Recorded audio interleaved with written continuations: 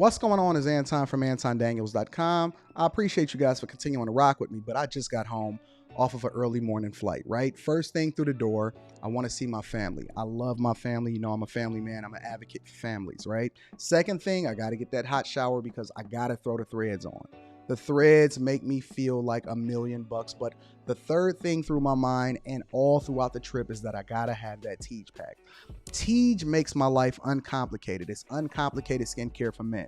The first way that I started specifically was their level 1 system. It's a daily face wash to get rid of the dirt and grime on your skin. 2 times per week exfoliating scrub to get rid of the dead skin cells.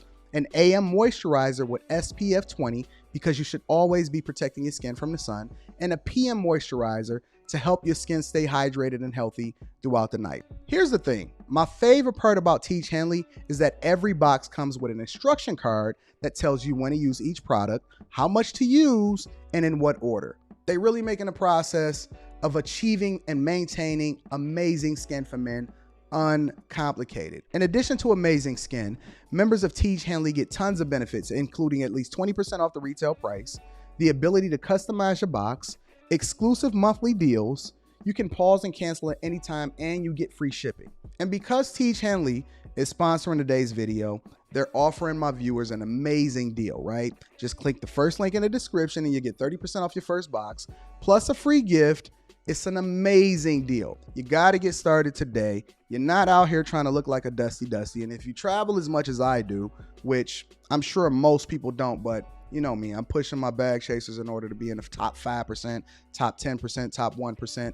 We got to make our lives uncomplicated, and Tej Henley is no better product. You got to look good. You got to smell good. And you can't be looking like a dusty. Make sure you get started today. Click the link in the description. Get that Tej pack. Feel the Tej, my friends.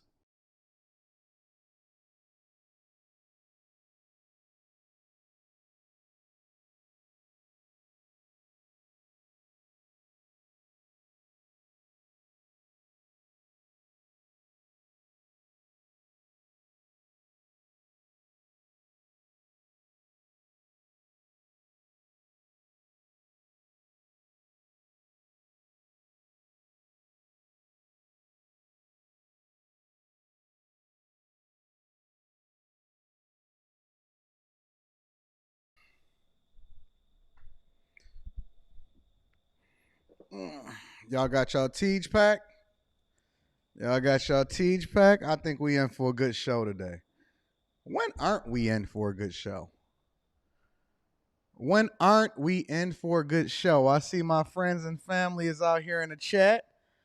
Got an early super chat from Jeweled Alchemy Soap Company, LLC. Says, good morning, Anton. Good morning, Bag Chasers. All I can say is last night was wild. Keep doing the damn thing. Shout out to the Jeweled Alchemy Soap Company.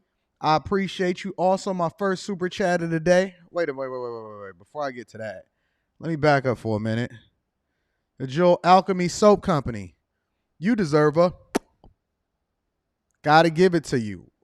1 through 5 will get you a pop. All right. Shout out to the electrician that's in the building. Says, good morning, Anton. Good morning to those bag chasers. I just wanted you to know how much how much you have encouraged me to press forward regarding running the numbers up. Thank you, bro. Thank you, electrician 480. You've been rocking with me for a little while now. And I appreciate you guys. So thank you to my early super chatters. Thank you to everybody that's holding me down. I appreciate you guys. Thank you to my people on Cash App. Let me go ahead and acknowledge a few of y'all. On here on Cash App. Shout out to Mike, that dude, always hitting me off. Shout out to France Joseph with the 5-ball also. Cedric, I appreciate you, big dog. Again, Mike, that dude, hit me off with that 5 to 10 ball every single day. So let me go ahead and give him a air horn. Also, Sarah, you don't like my sound effects? You want me to get some different sound effects? You don't like that? That's my personal sound effect, so you can't like duplicate that. That's custom. See, whenever y'all get a 1 to 5 ball, you get the custom. You see how it changes tones depending on whether or not my lips is moist. Pause. What up? What up? What up, friends and family? It is Thursday, June 22nd, 2023, year of our Lord, and it is going to be an awesome, phenomenal show. Let me tell you something. There is nobody that do what we do over here on the Millionaire Morning Show. Let me go ahead and get a little bit of the housekeeping out of the way. Shout out to Sabrina. Shout out to Tree. Shout out to Kojak, Peter Investor. I see all of y'all inside of the chat. Vladimir Bernard is in the building. Mr. BX87. Azriel, I see you. Cassandra B, what up, though? Never hungry again, said pause. Bertha Miller, what up, though? Sarah H, what up to everybody in the chat, everybody that's rocking out. Kuro, y'all are absolutely awesome. Thank you to everybody that tapped in on all three of the live streams that I did yesterday. Wednesday was crazy. I did the Millionaire Morning Show in the morning. We went live on Instagram with my dog, Fat Man Scoop. So shout out to Fat Man Scoop. We've been putting this together and rocking out for a while now. So we did a live stream yesterday, and it was absolutely crazy. I'm going to go ahead and upload it to the Anton Daniels channel, that live stream that we did. But if y'all not subscribed to me on Twitter, Instagram, TikTok, and all of that, I actually just dropped, I think I dropped a new Instagram reel today. So shout out to everybody that's tapped into me on all my social media platforms, so you stay up to date on what's going on. More importantly, make sure we give a shout out to sponsor of the show, Teach Hanley, 30% off your first order plus a free gift. If you guys are not a part of the Teach family, then you are doing yourself a disservice. Get rid of all of those other skincare routine, facial products. And if you want to give your guys something just to say I love you and you're not trying to wait for the next Father's Day next year in order to do so, make sure that you guys get into your Teach Hanley and then get that 30% off your front plus your free gift. I endorse it. I use it. I stand by it. And I would never give you anything that I don't use myself. So shout out to Teach Hanley, sponsor of the show. Also, if you guys are not a part of the Patreon, you're doing yourself a disservice. Make sure you tap into the Patreon. Link is in the description as well as pinned to the top of the chat. We got the meetup coming up in a few weeks. Over in New York, so you will not have access to the meetup information if you're not a part of the Patreon. We have the Invest in You and Your Business, where you pitch me your business, and I give you seed money in order to get your business started. No strings attached. I like to do that for my people. We did it before. We did it afterwards. Also, Pocket Watching with JT, me and him was talking yesterday, and he's just getting some stuff situated with his schedule. But we're going to possibly have an impromptu Sunday afternoon webinar, live webinar for the Patreon members, for you guys to be able to ask him any question that you want to ask him with regard to your business, accounting, free for you guys. So he's done it before. He's come on my platform and did a webinar with you guys, and he's going to be doing it possibly, just making sure that we get a couple T's and I's dotted, possibly doing a Sunday webinar for the Patreon members for you guys to be able to come up, ask him any question that you want to ask him with regard to your finances, financial planning, starting your businesses, taxes, anything that you want to talk about, anything that you want to ask him from a financial perspective. He is clearing his schedule to be able to meet with me and you guys on the Patreon on Sunday, for you guys to be able to ask him any question that you want. So if you want access to all of the tools and the resources that we leverage in order to make sure that you guys are taken care of, make sure you tap into the Patreon. Link is in the description as well as pinned to the top of the chat. And we're going to continue to do the work. Also, yesterday, we definitely cooked up. If you did not watch the live stream that we cooked up last night, make sure you go and watch it today after the Millionaire Morning Show. And I am going to possibly be going live tonight on the Anton Daniels channel with a whole new agenda and an entirely different type of live stream that I want to do. So make sure you subscribe to all of the channels. Again, everything is in the description that you need to be tapped into. Just go straight on down the list. Click everything on there. Teach Hanley, Patreon, Twitter, Instagram, TikTok, Anton Daniels channel, Millionaire Morning Show channel, Fight Club, Don't Do Coke in the Bathroom. Make sure you tapped into all platforms because we doing some awesome things everywhere. I don't sleep. All I do is work, and we're going to continue to rock out. Let me read a couple more super chats, and then we're going to go ahead and get started with the show because we have a whole lot to cover today. Shout out to Marion Caldwell, says, Got to book a consultation with you, Anton. You can go ahead and get that bike. He gave me that 20 ball, so we definitely going to have to acknowledge that. I'm reading the super chats throughout the show. Yeah, Marion, send me an email, AntonDaniels413@gmail.com, and we're going to make sure that we get you set up. I got my people on it. Also, shout out to Michael. I appreciate you. He says, you the realest dude on YouTube. Realest dude on YouTube. I champion that. I second that, and I absolutely appreciate you for the 10 ball. Thank you for supporting the platform. We don't ask for super chats. We don't ask for cash apps. We don't ask for PayPals, but we absolutely positively appreciate it, and we're going to acknowledge everybody that contributes to the platform. We love you. Thank you, guys. Let's go ahead and get started into the show. So just to give a little bit of recap of what it was that we was doing last night, I dropped a video on the Anton Daniels channel this morning because I'm always working and I'm always doing whatever it is that I'm doing. Peter, I am sports. Listen, sports is coming. Sports is absolutely coming. Absolutely. But I dropped a video this morning. I will be addressing Larsa Pippen. I will be addressing a lot of things that's happening throughout the show. Shout out to Steve. I'm going to be reading that super chat shortly. I'm addressing a lot of things, but more importantly, I was so bothered that I couldn't even really sleep last night. I'm gonna give y'all the honest to God truth. I genuinely could not sleep last night because I get so many emails and direct messages and phone calls and text messages from men every single day. Y'all say y'all want me to talk about the marriage advice? I might do the marriage advice tonight. Why not? Why not? Thursday, we don't really have anything going on. I had something else planned, so maybe I'll just kick it on the marriage advice tonight. I'm going to break it down for y'all, all right? Thursday, I got y'all tonight. Make sure y'all tap into the Anton Daniels channel. We talk about it. But I was so bothered last night by reacting to that live stream. Shout out to the Daily Wrap-Up crew. Y'all did an excellent interview with Umar Johnson. But I was so perplexed by what was being communicated that I said that I just needed to address it this morning. And the problem with a lot of people, men specifically, is that we are so easily led astray and blinded by advice from people that don't necessarily have your best interest at heart. The first thing that you have to do as a pillar of the community, as a person that has a platform, as a person that has a voice, if you have followers, if you have any influence whatsoever, it's not to capitalize off of the people. It's not to communicate what your thoughts are.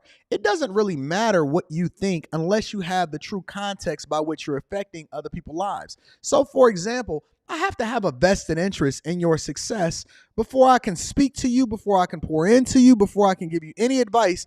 I need to understand what you're going through. I need to truly want better for you. I need to truly want what's best for the people that I'm serving, because if I don't, then the only thing that we doing is we just throwing things out there and we're not truly taking accountability for how it is that we affect other people. Even the word of God. And I was triggering some people on Instagram yesterday when I start quoting Bible scriptures. You know, women, they start putting up they demon cross when you start putting up Bible scriptures. Even in the word of God, it says you're going to have to be accountable for every single thing you do on this earth, including how you impact and affect other people. And so it's so easy for people to lean into their own agenda. And I have a hard time even believing that these people believe what it is that they're saying to you. It's very easy for people to lean into their own agenda in order to tell you what you should and shouldn't be doing with your life, as though this is not a one-time deal. You get one chance, one life, no respawns, no redos. It's just absolutely positively all on you. Whatever it is that you yield is what your life is going to become. And more importantly, how it is that you affect other people and the lineage and the people that come after you, which is one of the reasons why we have so many conversations about generational curses. And so that was one of the reasons why I was so affected, is because how many people do we lead astray with bad advice? How many people do we convince to throw their lives away by not having their best interest at heart and not taking into account what it is that we're saying to them? It is so much more important when you have a voice, when you have the opportunity to be able to pour into somebody, to truly take account every single day. When I wake up in the morning, I ask God. First, I thank him, and then I ask God, what is it that you would want me to do today? How is it that I can serve you? What is it that I need to do in order to reach somebody, to bring them over into doing the thing that's in their best interest, and then ultimately into the kingdom of God, right? That's my prayer. I don't ask for stuff. I don't beg for stuff. I don't ask God to give me anything or anything like that. It's to be a servant, understanding that all of the benefits come along with it. You don't have to do stuff for money because the money comes along with the greatness. And so when I'm pouring into people, the first thing that I do, even on a coaching call, is I'm looking to understand you. I don't just start giving you advice immediately. I need to know where you came from. I need to know what you're going through. I need to know what your objectives are. I need to know whether or not you're trying to go in this direction or that direction. And I have to get the full context because every single detail matters. And there is no one-size-fits-all solution to what you need as an individual in order to be successful. So when we're talking about men and we're talking about the community and we're talking about who should be responsible for who, to absolve somebody of the responsibility that they themselves have in order to truly take our communities or our households or our families or our children to the next level, is doing everyone a disservice. To tell a woman that a man is then responsible for the decisions that you made even before you ever came into his presence is wild. It is absolutely crazy to think that we are putting the responsibility on the people that are doing the best to take care of the people that are doing the worst, even though they are voluntarily putting themselves in that situation. It then falls on your shoulders to put yourself at harm and at risk, even though they don't deserve anything. To tell a man or a woman, both, that they then don't have to take personal accountability and responsibility for what it is that they do because it's always going to be a man's fault, even though the man is not the one that's doing anything wrong, is wild. That's crazy to me. To tell a man, now what you decide to do is on you. And if you want some feathers in your cap for going out there and becoming a step pappy, then by all means, do what it is that you feel like is best for the community. Who am I to stop you? I'm not going to give you any praise. I'm not going to give you any additional accolades. I'm not going to acknowledge what it is that you think you did for the people to make yourself feel better as a result of it. I'm not going to do it. That's your choice. And you don't get any more kudos as a result of putting yourself in harm's way. Because I believe that the first thing that you need to do is get your own household in order. You got to take care of yourself. You got to get your own self together. That's why I tell y'all to be selfish before you can be selfless, because you can't pour out of an empty cup. And two people that are broke talking about they about the help community can't do shit for each other. Can't rub two nickels together to come up with 10 cents. Can't do anything. You can't help me. When y'all sit here and y'all send me messages all the time and you say, Anton, I appreciate you. You doubled my income. You helped me do this. You save my whatever. What is it that I can do for you? I said, the thing that you can do for me, and y'all know I say this all the time, and there's people in this chat right now. I say the best thing that you can do for me is continue to build yourself up and become great. Because I can't use you at 75%. I can't use you at 80%. I can't use you at 90%. I need you to be at 120%, and then I can use that additional 20% to continue to pour into everybody else. You can't help me until you help yourself. The best thing you can do for me is to take care of you. All I need you to do is get your own household in order, get your own marriage in order, get your own finances in order, and make sure that you are taken care of. I am not going to put on your shoulders something that you should not be responsible for, especially with regard to the community. Why? Because y'all was born looking the same? Now you have or owe some debt to somebody else because y'all was born looking similar as far as the pigmentation of your skin? And then you assigned a name to it, a color to it, and said you black? And now I'm supposed to rock with you or advise you to go and jump off the fucking ledge for a person that didn't give a fuck about their own future? For what? For what? Never will you ever see me ever tell a person that they're supposed to do something that's not in their best interest in order to fix somebody that didn't even care about the decisions that they made prior to. Ever. Ever. I think Dr. Umar Johnson is quite possibly one of the best content creators out, that he is very good at creating content for people to react to.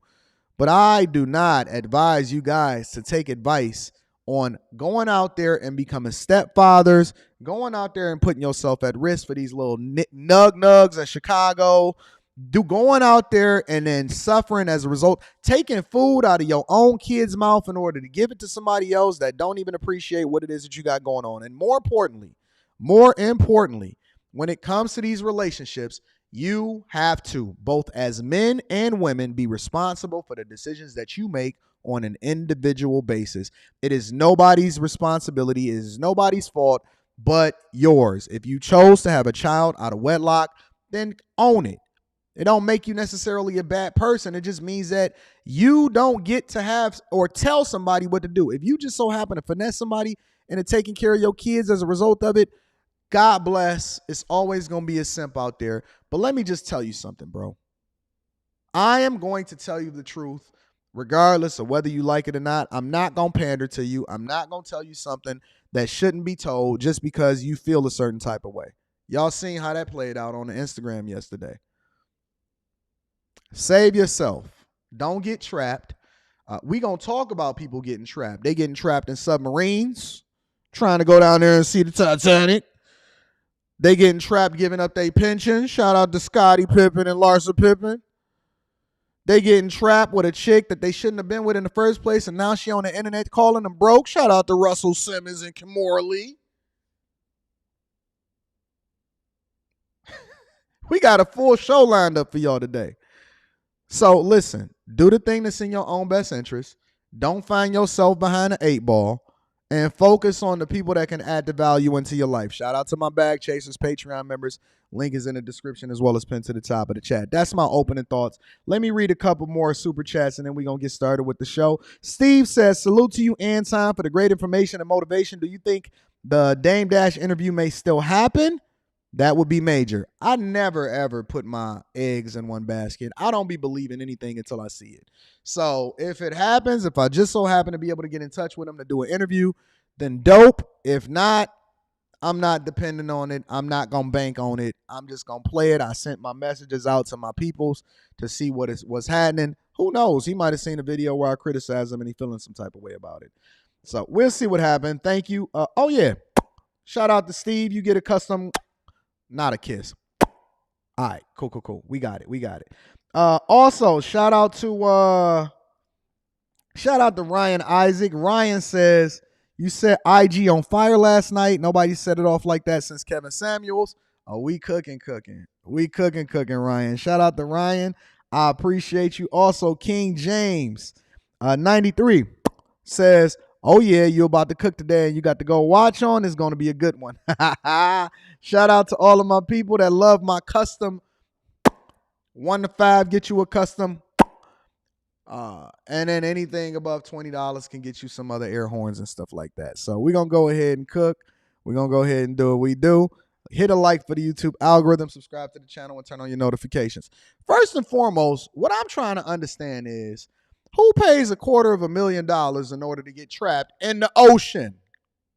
Man, listen, I was out there in Venice, California, out there in LA and all of that other type of stuff.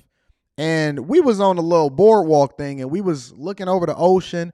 And I was looking at that vast ocean and understanding that we've only actually explored only 5% of the entire ocean.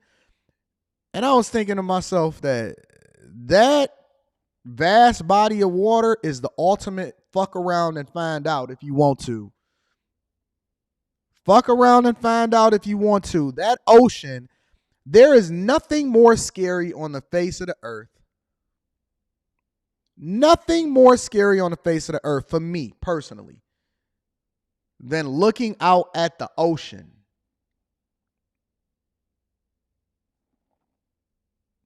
We don't even know what's under there.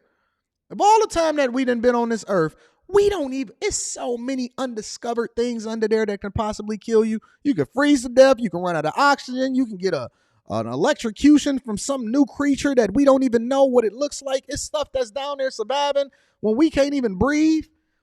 Your chest can absolutely explode as a result of it. Me and my daughter was looking at this story and we was thinking of ourselves, now what person in their right mind would want to go to the ultimate fuck around and find out location on the face of this earth?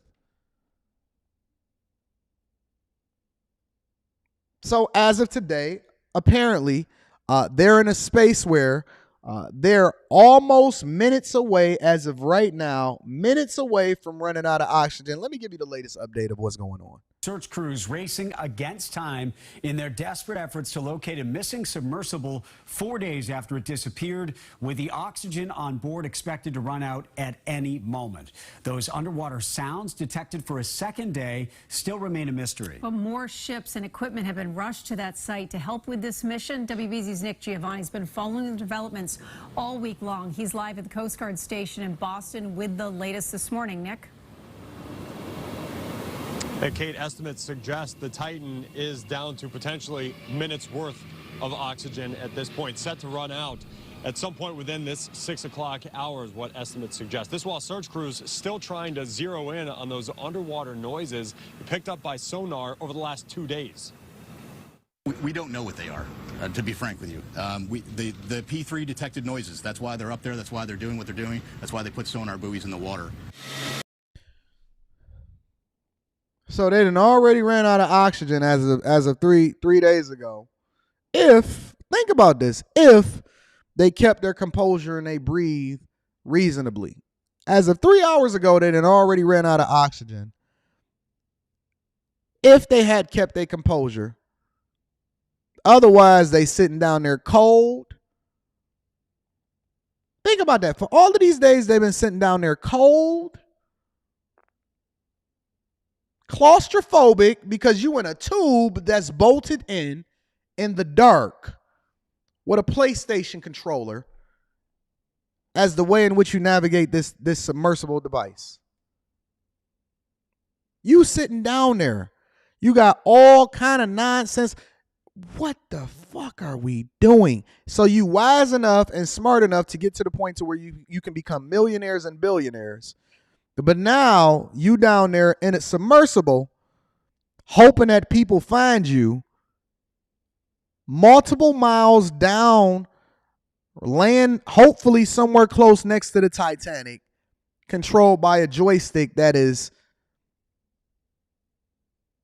attached to a Bluetooth device. Coast Guard still considering this a search and rescue mission as of their latest update. The search area doubling in size yesterday to roughly 20,000 square miles. With more resources moved. 20,000 square miles. Do you know how vast 20,000 square miles is? 20,000 square miles. They're trying to find a needle in a haystack. 20,000 square miles. Moved toward the site with the submersible lost contact on its way down to the Titanic Sunday. Efforts centered around, again, the banging noises detected with the help of sonar buoys, thought to be periodic, possibly rhythmic banging. Having turned up nothing on the surface, searchers acknowledge the Titan is quite possibly on the ocean floor, some 2.5 miles down, with some rescue gear still on the way. Unfortunately, everything in the deep ocean happens sort of slowly. All the equipment, none of this equipment that's heading that way is designed to operate quickly. The environment just doesn't let you do that. Let me show y'all the equipment that was being used. He took us on a tour. We are in, which is a titanium. Let me move it forward. Hi, my name is Stockton Rush. I'm the CEO and founder of OceanGate. Let's take a look at Titan. So we're coming into the sub. This is the only toilet available on a deep diving submersible. Best seat in the house. You can look out the viewport. We put a privacy screen in, turn up the music. So y'all in there nervous, breathing hard, pooting, farting. You ever been in a... I know I should not be laughing. Stomach is you know when you get nervous that your stomach, oh my God, I go to the bathroom. What if somebody got diarrhea? So you in there in a claustrophobic tube, pooting, farting, going on a tour, cold. Listen, fam, you know when you get nervous, when they start losing control of them PlayStation controllers, if somebody wake you up too fast, you might. I'm going to be honest with y'all, honestly. Listen, honestly, seriously. Listen, y'all got to understand this. You know how I know that I can't get married with anybody else? Because I snore. My wife said that I snore. She said that I snore. Now, I know in this 19 years of us being together, she done probably pooed it on me. I done pooed it on her. You know, being married is a whole nother ball game. I done been sick. She done carried me to the bathroom. And now you down there in a tube, bolted in from the outside, nervous, cold, with one toilet. It's like a bunch of y'all in there, and you just letting them fly. You can't keep it in. Everybody got to breathe it in. All right, I'm going to give you the real. I'm looking at it from a C student's perspective off the real. I'm not one of them people that's going to evaluate this and tell you something that I don't. I see it a little bit differently than everybody else. The news tell it to you one way. I'm going to tell it to you this way. And it's very popular.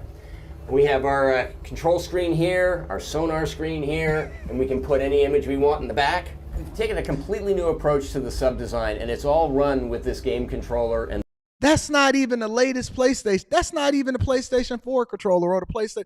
That's not even Xbox. He didn't even get the real Xbox controller, the real PlayStation controller, the most recent version. Yo, that looked crazy. It got literally the colors on it. Let me rewind this a little bit. Look at that controller, yo. Yo, that's the PlayStation 2 controller. You got a PlayStation 2 controller in there, bro. With horns on them. If I was Sony, I wouldn't even want them to have this on there. Y'all embarrassing Sony, messing up our stock prices. Y'all say they got that controller from China? This is how they're navigating in this tube. Okay, let's continue. It's all run with this game controller and these touch screens. So if you want to go forward, you press forward. If you want to go back, you go back. And they thought that they was impressing us. See, this is all you got to do is run it with his game controller.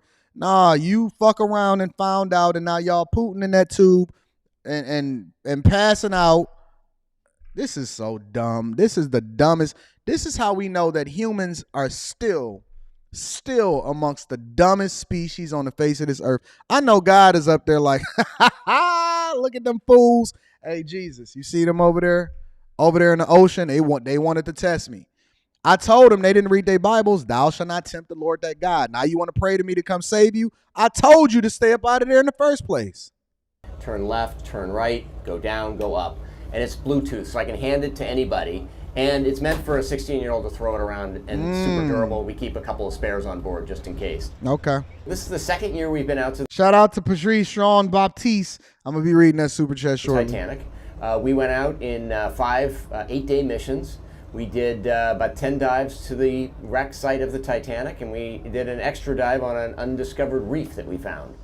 Completely privately funded operation, and we're funded by, we call mission specialists who help support the mission. So they take. What if an octopus just walk past, fly past, and then pull a cord out? And so now y'all trapped under the ocean and can't nobody find y'all on 20,000 square feet. Quite a bit of money to come and join us. Years ago, the Russians took tourists out to the Titanic. Reading super chat shortly. It was just sort of a look and see thing. We really are focusing on the science around it. We want to document what the wreck is like now and also try to predict what it'll be like in the future. See that? You see what we dealing with? Watch this. All right, so I want to give y'all a more comprehensive view of what it's like out here in these streets, in these ocean streets. A submersible with 5 people on board heading for the wreck of the Titanic has lost contact with its mothership. Nobody knows where it is or even whether the crew is still alive. But yesterday afternoon, we got some clues from the U.S. Coast Guard who may have as little as 48 hours left. Hey, Let me ask y'all a question. Put a 1 in the chat if you feel sorry for these people. I want to see how many savages we got in here. Put a 1 in the chat if you guys feel sorry for the crew that's stuck down there and they was pooting on each other, having stomach problems while they was down there losing oxygen. Just curious. Put a 1 in the chat. I don't see no ones yet. Put a 1 in the chat if you feel sorry for these people. I'm going to keep watching. I'm going to monitor the chat. I want to see the ones if y'all feel sorry for these people. Find a needle in a haystack. It is a remote area, and it Mary is got a 1. A challenge William, to conduct a Beezy, search in that Nemesis. remote area. But we are deploying all We don't got all savages. There's a lot of people in here that feel bad for these people. available assets to make sure that we can locate the craft and rescue I see the ones. the people on board. Aww. What do we know about this vessel? Shout Who out is to on board? Shasheri. Where might search teams find it? And just how challenging a search is this going to be? Shout out to Jay Woodfin in the building. Yeah, I seen that, Jay Woodfin. One of the billionaire's sons was at a Blink 182 concert while his daddy was down there going, Submersible is called Titan. It's a small ship, only about 22 feet long, which is tight for 5 people. One of those people we know is British billionaire, pilot, and explorer Hamish Harding. all right, British billionaire. I'm pretty sure that is no black people on this ship, but I just want to see all of the people that's on there. He had been posting on social media about the trip. Also on board, French diver Paul-Henri Nargeolet. Shout out to Henri Nazare in the building.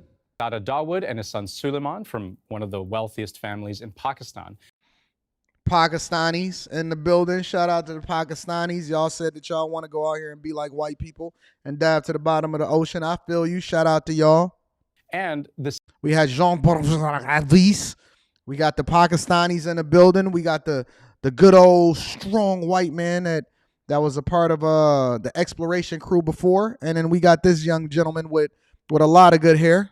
CEO of the company that runs these expeditions himself, Stockton Rush. Now, seats on board the Titan are expensive. Typically, it's $250,000 for the opportunity. Titan launched Sunday morning from a larger ship, about 370 kilometers off the coast of Newfoundland. There is no, allegedly, there is no 19-year-old on board. But I don't know. Maybe y'all know something that I don't. The interest in the Titanic is the reason we go there. Almost nowhere else in the deep ocean can you get funding to go back every year for decades and see how coral reefs develop and see how metals decay and see how currents change. Yes, this is a ship designed to bring tourists to the Titanic, and in a pretty unconventional way. Taking a completely new approach to the sub design, and it's all run with this game controller and these touch screens. So if you want to go forward, you press forward. If you want to go back, you go back. Turn left, turn right, go down, go up. And it's Bluetooth, so I can hand it to anybody. From what we know, Titan had already made this trip several times this year. But let's be clear here. This is a very remote area, and the ocean floor where the Titanic wreckage is about 13,000 feet deep. It takes 2 hours just to go straight down. It takes 2 hours just to free fall all the way down to the part in that cursed ass fucking spot where the Titanic sunk in the first place. Think about it. Think about it. Like, and I'm telling y'all, honestly, I believe in spirits. I shout out to all of y'all. I'm going to read y'all super chat shortly. I genuinely believe in stuff. So think about it. You got a free fall for 2 hours in a cursed spot where thousands of people already perished and passed away. Who want to do that? Listen, it's certain places that I don't even go to just because I think that it's a spirit of death and destruction over in that area. I won't even hug certain people. I don't even give certain people my energy. And I don't even hug certain people because I believe that they just got negative energy on them and I don't want them devils and them demons all over me.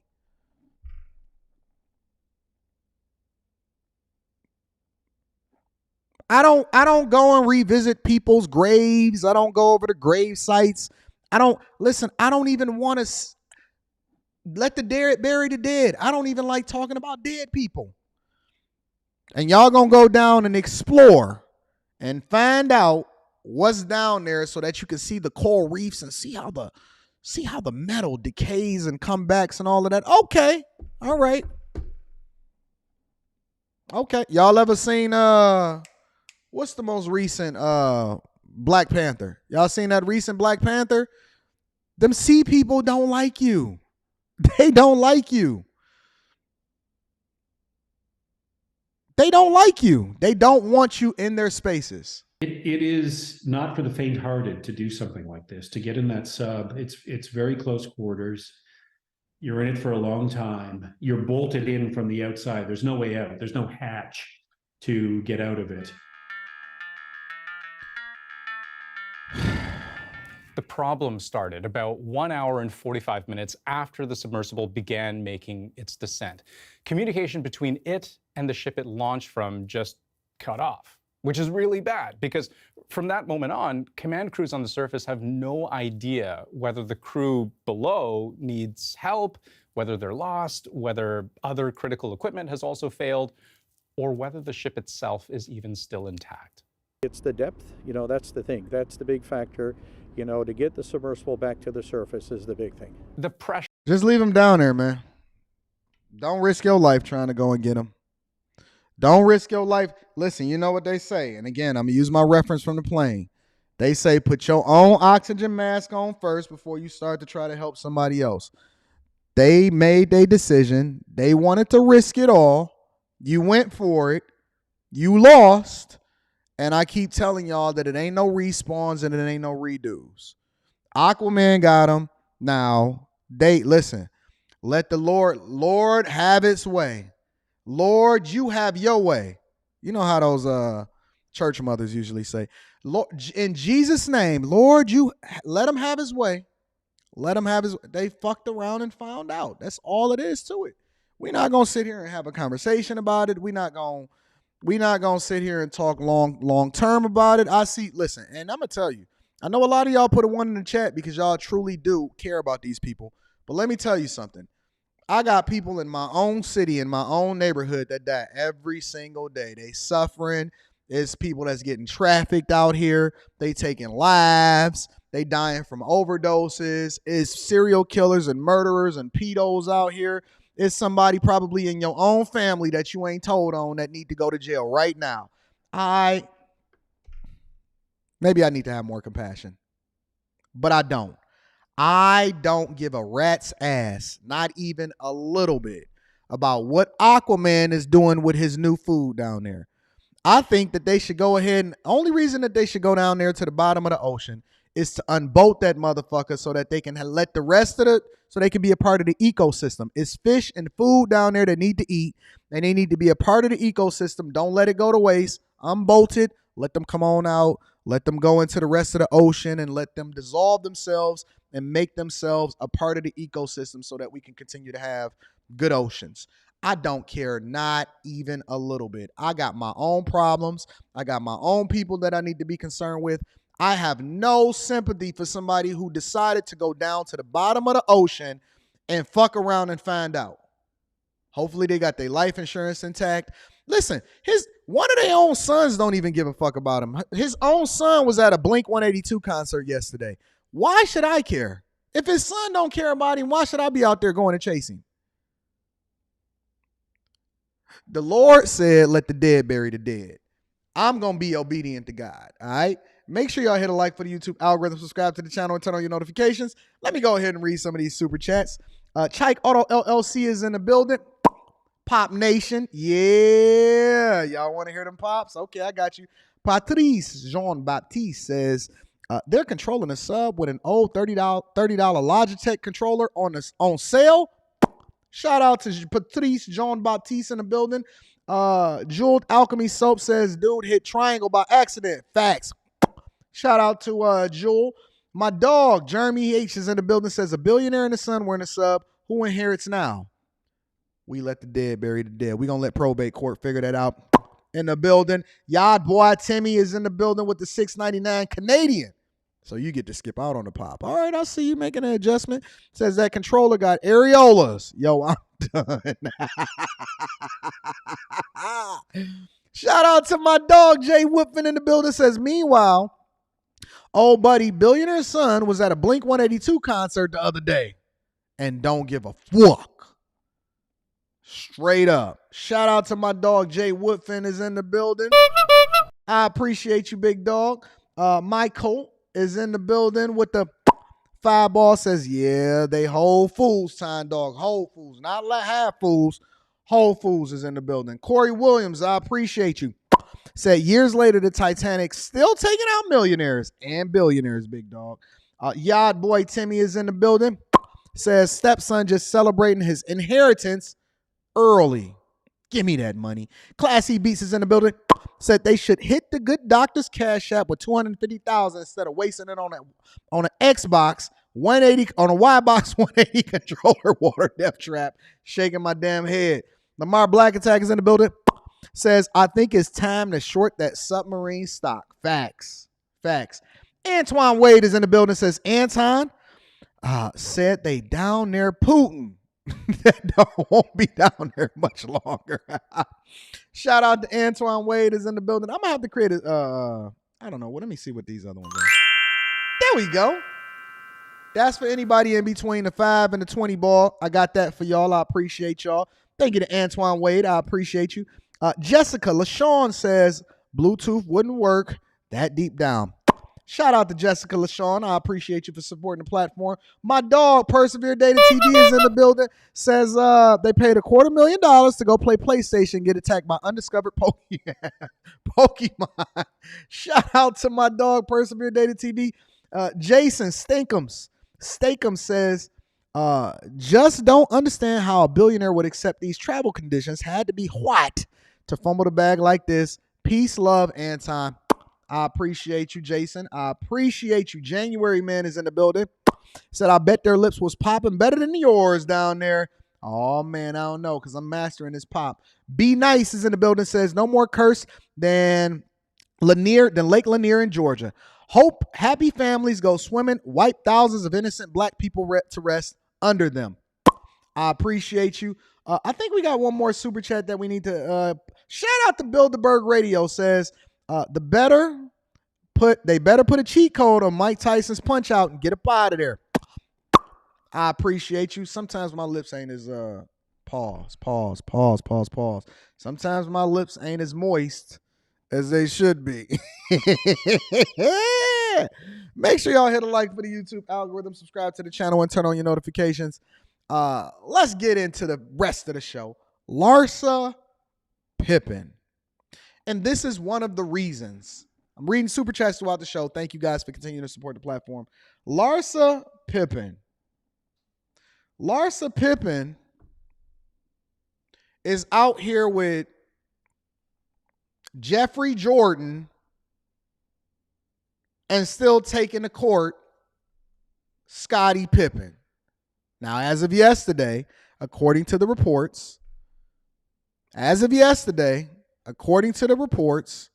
Larsa Pippen was awarded half of Scottie Pippen's NBA 401k, and she gets to get it paid out immediately in a lump sum. Ray, I'm going to check that out. Hey, Ray, send that to me in an email. I'm going to check that out tomorrow. She's still getting half of his shit while she getting monkey pounded by Michael Jordan's son. I think that's almost like the ultimate troll. That's like the ultimate troll is to have your son bust down your homies, your ex-homie that turned on you, ex-wife. It don't get no worse than that. It can't get any more trollish than that. Then your son bust down the dude. That's why Scottie Pippen is so angry. That's why he keep acting like Michael Jordan is not one of the greatest of all time, arguably. That's why he keep acting like he was better than Michael Jordan. And if it wasn't for him, then it's because he under duress. We need to shoot Scottie Pippen some bail. We need to stop holding Scottie accountable. Scottie is the one losing. Scott, all right, listen. Let's go ahead and just share the story. There's no need in talking about it. Now think about it. You got a chick that is literally plastic. Everything about her looks plastic. It looks painted on. Her lips look plastic. Her nose look plastic. She's a fake Kardashian by all accounts.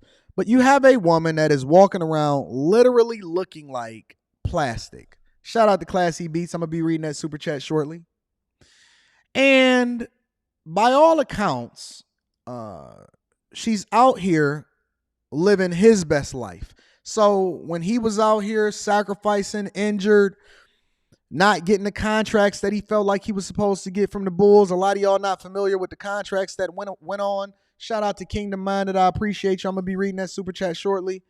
When he was out here putting up shots in the gym, she was over there taking back shots or potentially putting herself in a position to take back shots by a little baby boy that was his teammate's son. Let's read the article. Let's get into it.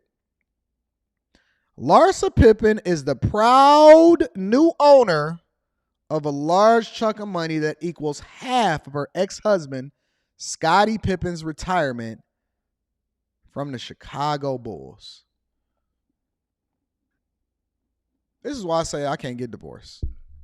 I will never, ever, ever in my life, ever get divorced. Not that I ever feel like my chick would ever be on this type of time. Shout out to Jaquel. I'm going to be reading that super chat shortly.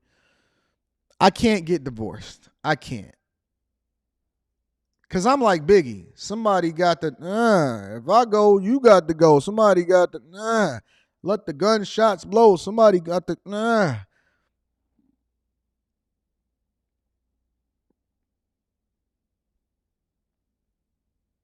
If a minute, throw them over the bridge. That's how it is. My is laid out. That beef, that is played out. All I'd make is one phone call. All of y'all disappear by tomorrow. All your guns is borrowed. I don't feel sorrow. Actually, your man passed the gat to me. Everybody going. Everybody going. The dog, me, you, we all going night-night.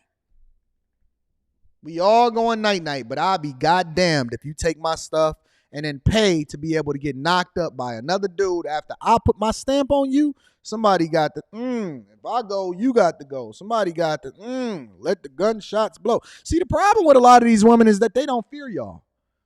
They genuinely don't fear y'all. They don't believe that anything is going to happen to them as a result of them exercising the most egregious behavior out here in society. And so as a result, they feel comfortable.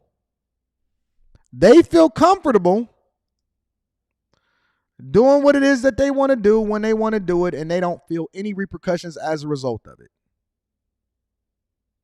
Zero repercussions as a result. Oh, everybody going. The fish, the dog, everybody got to go. We lived our life. We had our best life together, but you will not have another life that is more blissful using my resources in order to do so after me. And then you prancing around. Y'all said 762 said, bro, it's toxic. No, she's toxic. Are you reading? Okay, let's read the article. Let's see who's toxic. Is it me or is it her? Larsa Pippen is the proud owner of a large chunk of money that equals half of her ex-husband, Scottie Pippen's retirement. Now, she never put up a shot. And now y'all was sitting here getting mad at me because I said that Mary J. Blige got to pay her $30,000 a month over to the dude that was doing something. No. And see, this is why we got to put that pressure on. According to new legal documents obtained by the Blast, an order was put in place by an LA County court in regard to the former couple's ongoing divorce, specifying Larsa's rights to Scottie's Chicago Bulls 401k and savings plan trust. In the order, the court recognizes Larsa as Scottie's ex-wife, whom he married in 1997. Keep telling y'all, don't get married once you become successful. The official date of the separation is November 3rd, 2016. So not only was she getting plugged allegedly by Future, but also she's getting buzzed down by Michael Jeffrey Jordan's son. So she was legally awarded 50% of all account balances as of the plan's valuation amount closest to the day-to-day separation. In other words, she get half of the amount that was accrued in account from 1997 to 2016. So 19 years. 19 years. All of that interest, the growth, the compounding interest, everything that you put on the line. You was injured, you fought, you were part of the documentary, you had that bad haircut, out here looking like a whole microphone. Scottie Pippen's hair looked like a microphone. I don't know where the guys from that era thought that was working. You had Steve Harvey, Scottie Pippen. All these guys were walking around with these bad hairdos and no mustaches. I don't understand, and I do not trust a man with no mustache. That is a fact. A man with a lot of hair and no mustache cannot be trusted. He will turn on you, similar to how Scottie Pippen turned on Michael Jordan. A man with a lot of hair, no lineup, and no mustache cannot be trusted. Where your stash at, nigga? Where your stash at, fam? You telling me you just got the cut with no lineup on it? Nah, we not doing that. We not doing that. I don't trust any man that has no stash and a microphone haircut. Facts. But that's not what we're here for right now. We're going to continue on with the article. But if that wasn't enough, the order appears to read that Larsa is also entitled to the full amount regardless of what is currently in the account. So it don't matter what's in the account. Whatever it was that she felt like she was supposed to get according to the court order is what she gonna get. We don't care where you get it from. Go and get my motherfucking money, no matter where it is that it is, no matter what it was, no matter what you thought you was getting out of it. Impact, I'm gonna read that super chat shortly. No matter what happens, no matter what's in it, no matter if it went down and went up, if it was reinvested, somebody fumbled it, go and get her money, big dog. I don't care if you pulled money out of it in order to be able to buy a house, if you needed to get over, if you had to take an emergency withdrawal from it. Go get Larsa's money so she can go and spend it and trick it off on getting more surgery, going out here creating very, very bad podcasts. Do you know that she went up, her and that simp, Michael Jordan's son, Simp Jordan? That's what I'm gonna call him from now on. Do you know that her and Simp Jordan is over there creating bad podcasts and got it on iHeartRadio? Here, let me show you. Let me pull it up. This is her Instagram, right? Plastic. And y'all over here following her. She got 5.1 million followers on Instagram, putting out plastic photos and pictures, and now they went and created a new podcast called Separation Anxiety. Hold on. Let me get some audio on this bitch. Because we not going to be out here fumbling the bag. We got to get some audio in here. Activate the system audio. All right. Let's see if we can get some audio in here.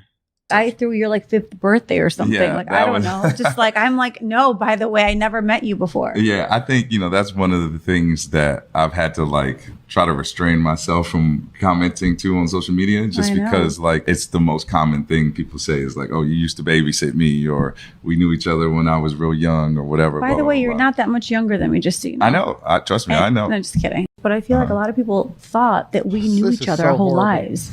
Yeah, that definitely was a common. This is so horrible. Oh, they got more clips.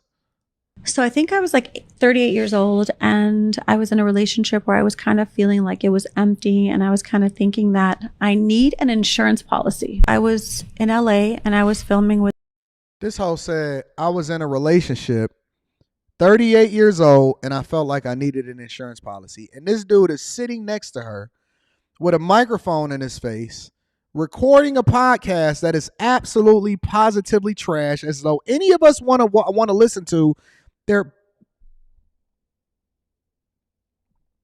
She literally just took half of this motherfucker's 401k, and he's over here trying to have a conversation and saying that he possibly want to have a kid by her?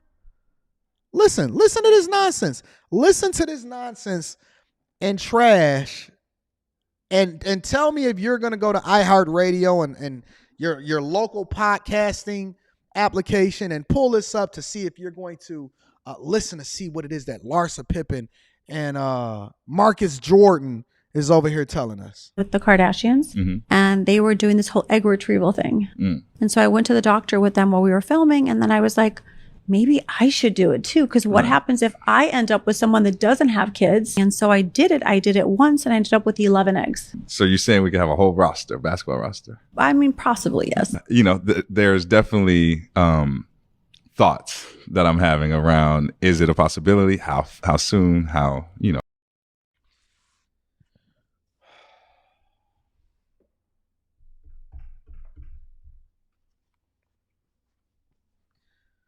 It don't matter what I say.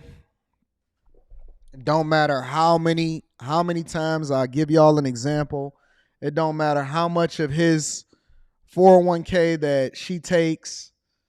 Y'all don't believe that fat meat is greasy, and she's literally trying to finesse this dude into having kids with her, talking about a whole roster so she can take Michael Jordan's, his father's whole inheritance that he possibly have entrusted to him.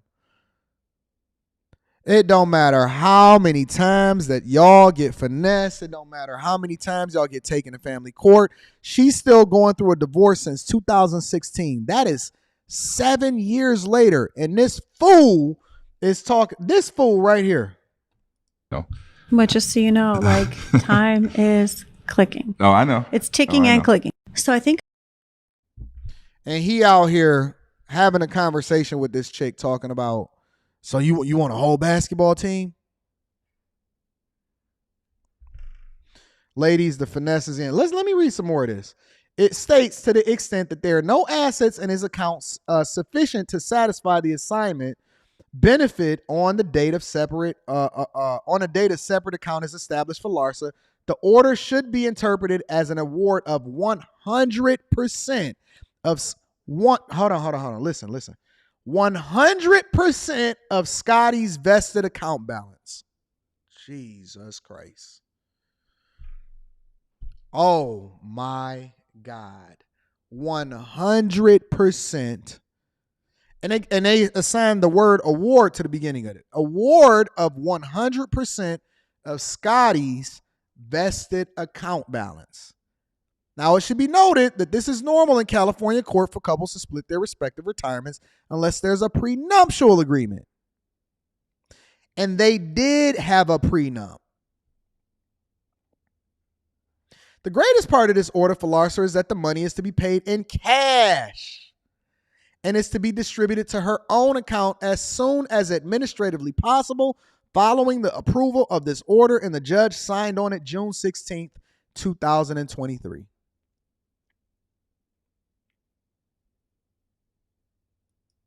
This is wild. This is absolutely insane. And this is the fool. This is the fool that's going to pick up the pieces and is going to pick it up. And see, this is how I know. Listen, women can get away with this type of stuff. Men can't. At the end of the day, women know, and this is the reason they continue to exhibit this behavior, that there's always going to be another simp that comes along and picks up the pieces from what another man is already suffering through. Don't matter what he went through. Doesn't matter the examples that's before him. But she is absolutely, ladies, it's finessing season. It's finessing season. I think that Michael Jordan should disown Marcus. I think that Michael Jordan should absolutely, positively disown Marcus.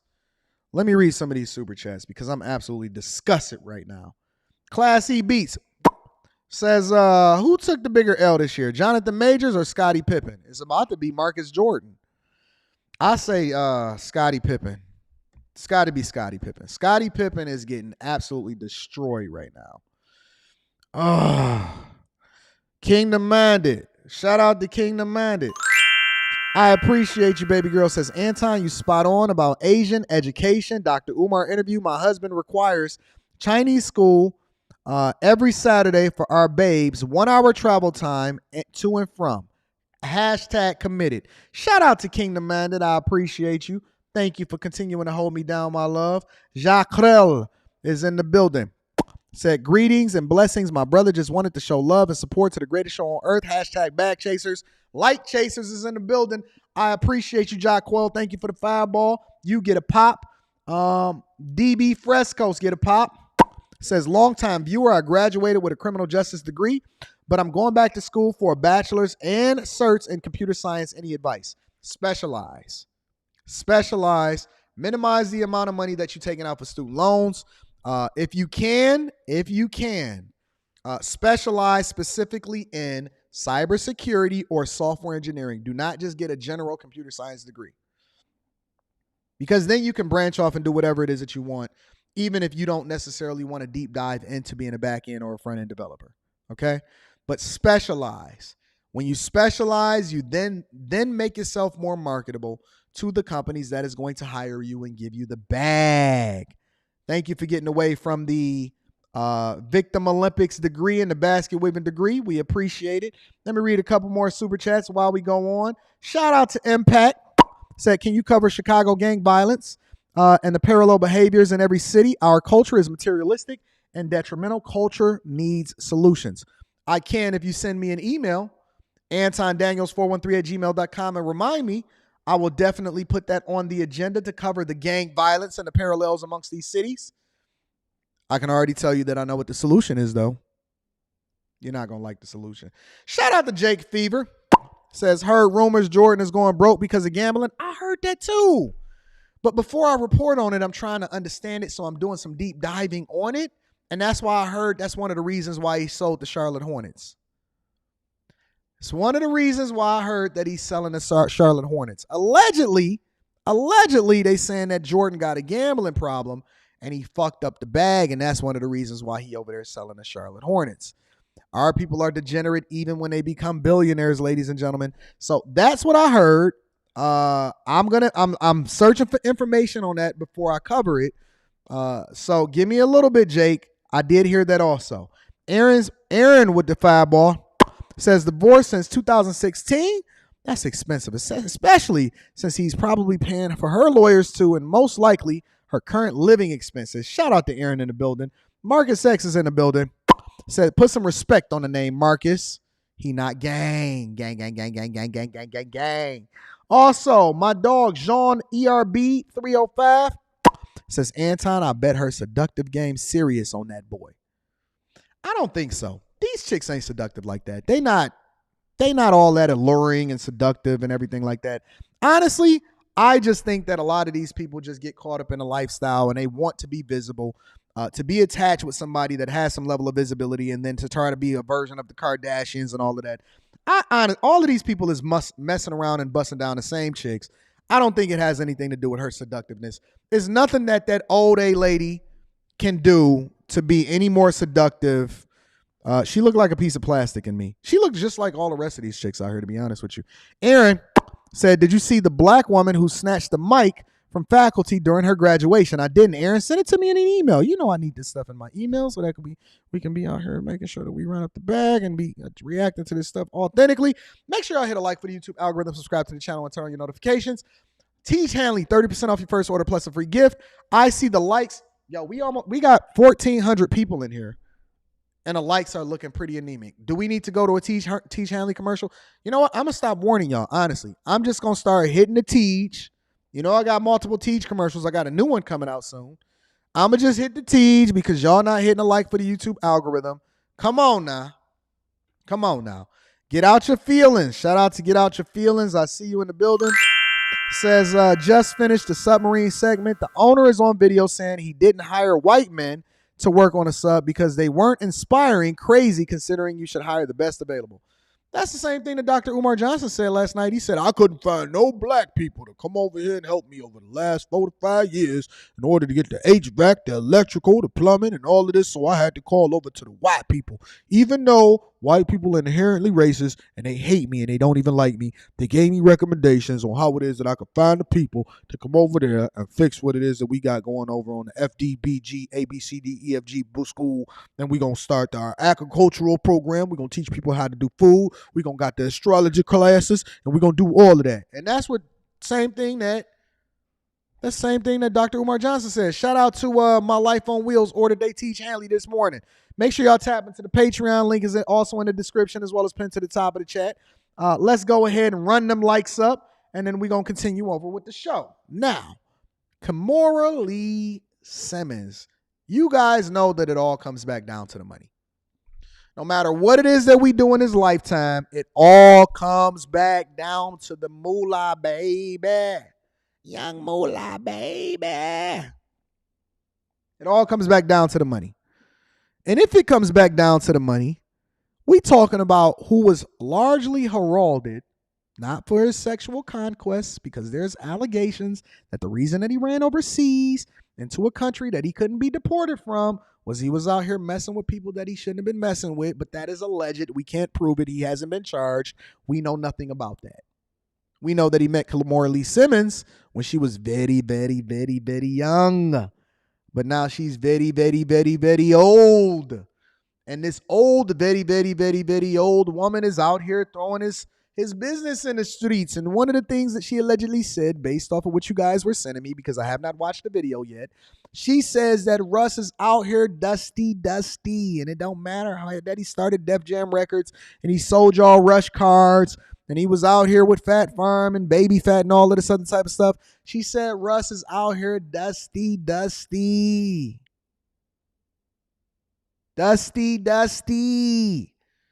Even though she got with him when she was very, very, very, very young. And now she's very, very, very, very old. She said Russell Simmons is out here broke, allegedly. Make sure y'all hit a like for the YouTube algorithm, subscribe to the channel, and turn on your notifications. I want to go ahead and get into this very, very, very, very, very old woman's perspective about what it is that she feels about her ex-husband and how they're now falling out. Make sure y'all hit a like for the YouTube algorithm, subscribe to the channel, and turn on your notifications. Let's rock out. His life too much, and so I stepped in there to help adopt and raise that. So you guys know my kids. My kids have worked at the UN. My kids are ambassadors of the world. My kids speak multiple languages. Like I said, my youngest daughter is the youngest kid to graduate in recent history from an Ivy League school. You know, I'm a little upset, so I know I'm probably rambling and leaving out parts and jumping all over the place. I'm sorry. Y'all can hang up. I love you. I know everybody's going to be calling me later. But you all know that for sure that my kids are not brainwashed. So I thought that was crazy that people actually started to believe that, because I could see the messages and the comments and... Oh, sorry. And sometimes people just want to have something to say, and I understand that too. So today, the whole topic, and I thought about people, all my friends in the industry, and who I could call and what media people I could talk to about this, and who do I go to talk about this? And I thought about this all the time, but I never really have, the right person, and it's never really come to me. So I just thought I'd turn on my thing here and say this, but... Why do people feel compelled to always go live and dish all of their business whenever they're going through something in a relationship or they're going through something in their personal life? I never, ever understood that. Shout out to Aaron. I'm going to be reading that super chat shortly. Why don't y'all just put the phone down? Why do we have to know? What do you get out of it? What is it that you're trying to convince the world of? And how is this going to benefit you at all? Honestly, I'm always trying to figure out why do people, it's one thing to talk about like competing, content creation, you trying to create a drum up something for yourself so that you can get a bag as a result of it or whatever like that. I don't understand the logic behind just putting y'all business, what it is that y'all do out here in the streets. Lives, Instagram lives, y'all picking up y'all phone, y'all going live on TikTok, y'all going live on Instagram, y'all going live on Facebook. That is the devil. Please stop putting y'all business out here on the streets. It is dumb. For someone to imply that my kids are brainwashed because they honored the job or the duty that their mom fulfills on a daily basis, 365 days of the year, 24/7, is crazy. No one's brainwashed. You guys can go and see, no one's delusional. You know these people don't care anything about you in the chat, Wolfie? man. They don't care about y'all. I love you. What are you doing? Are you trying to play in here with mom? Okay, but can I just do this Shout out little to Jake quick Fever reading interview Super and Chat then you shortly. can come right back? Make sure y'all and see. She turned the camera on them, like she hit the flip button in order to show this. This is all attention seeking, in my opinion. From what I see so far, it's all attention seeking. Shout out to Ray Brinson. I appreciate you. I'm gonna be reading that Super Chat shortly. Can I? Okay. Only because I don't want just. Okay, I love you. Okay, I love that. Get your bad ass Come out back, of here. okay? Get out the room. I don't want to see this. So let me just read my comments. Look at my crazy big movie screen, you guys. That's actually a movie screen. It's huge. It's like the big. We're not impressed with that screen. That is not a 100-inch TV. We're not impressed by that.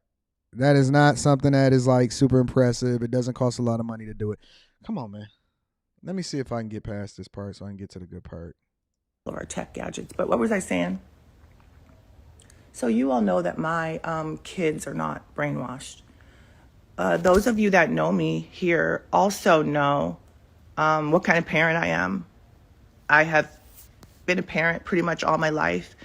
I was a very young, probably too young bride. We are getting back to the money. Allegedly, based off of what y'all telling me, and I actually want to go over something with regard to investing in restaurants right after this, because everything comes back down to the money. We use cultural norms in order to illustrate what it is that you should and shouldn't do from a financial perspective. But allegedly, she's saying that he broke. I want to get to the part. I don't know where it is in this live that she says whatever it is that she says about Russell Simmons. So I had these kids very early. Oh man, here come the crocodile tears.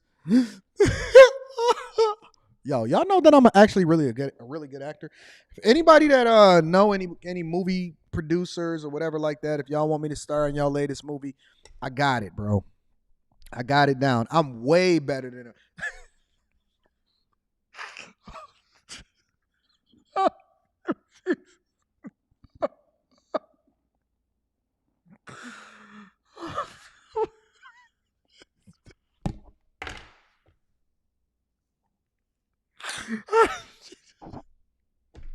Why? Why?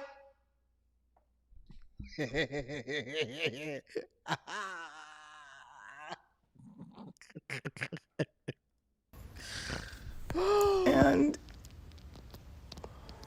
you guys know how much my family means to me, and you know how much my kids mean to me, and you guys know, all of you that know me absolutely know what kind of mother I am and what kind of family dynamic I have over here. I think it's very important for you all to know.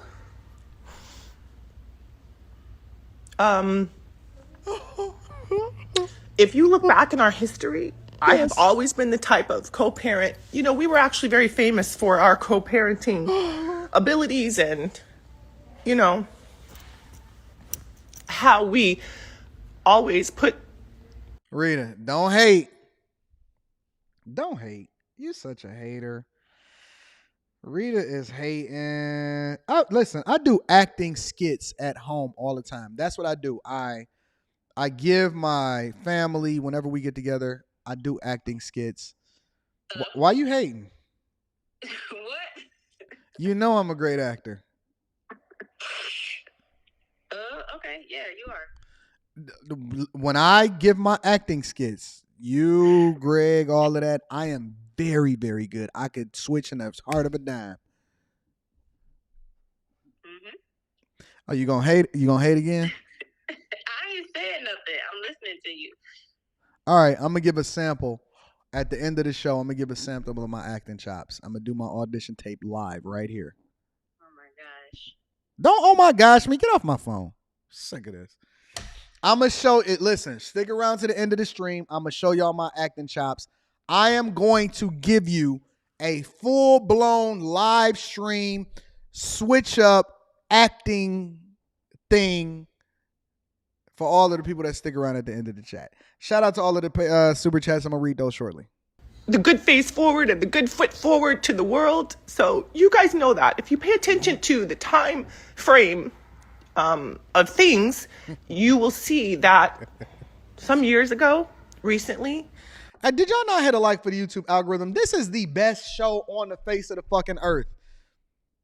Nobody can do what I do. Nobody can do what I do. This is the best thing on the face of the earth. I am the greatest live streamer, morning show. Hit a like for the YouTube algorithm. Subscribe to the channel and turn on your notifications, and make sure you tap into the Patreon.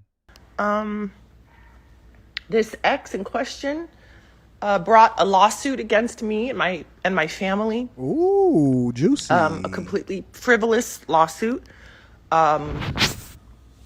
where he accused me of all kinds of crazy stuff like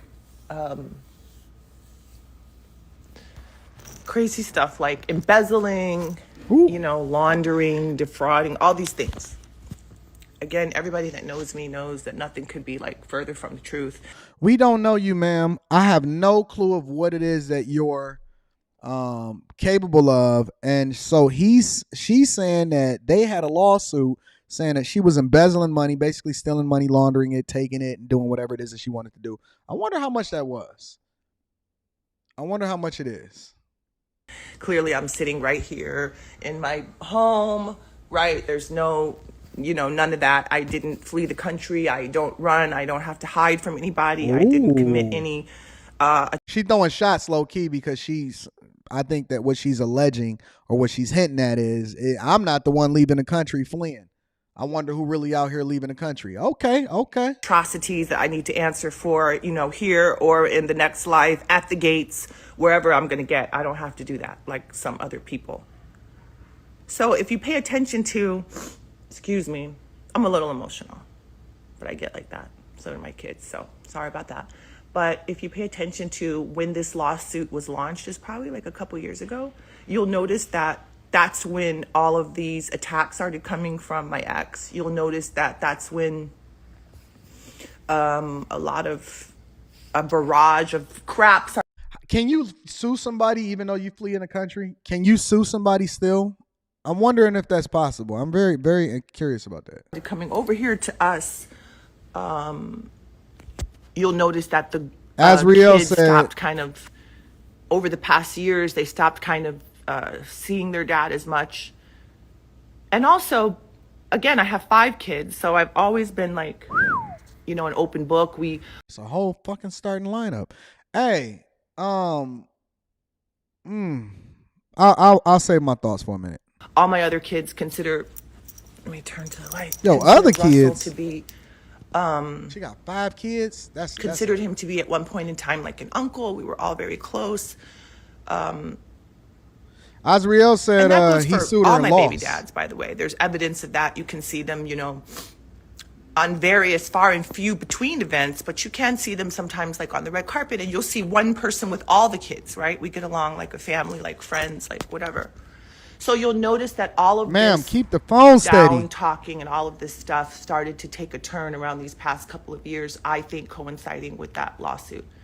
But I just want to come and say, and I never get into this. I usually let people go and rant and rave. It's funny, though, how this particular person in question, because I could go in on a few of them, one by one. All right, let's but figure it's it funny out. how this particular person, if you, again, go look back, you'll see on their page that they post all these pictures like we're together, like we're friends. They've even posted pictures and then said, like, I just got off the phone with my kids. They sent me this great picture. None of that's true. I like receipts, so of course I have text messages. I have messages from all my kids. You can go and Women can't wait to drop the receipts, drop the text messages. For who? For who? For the court of public opinion?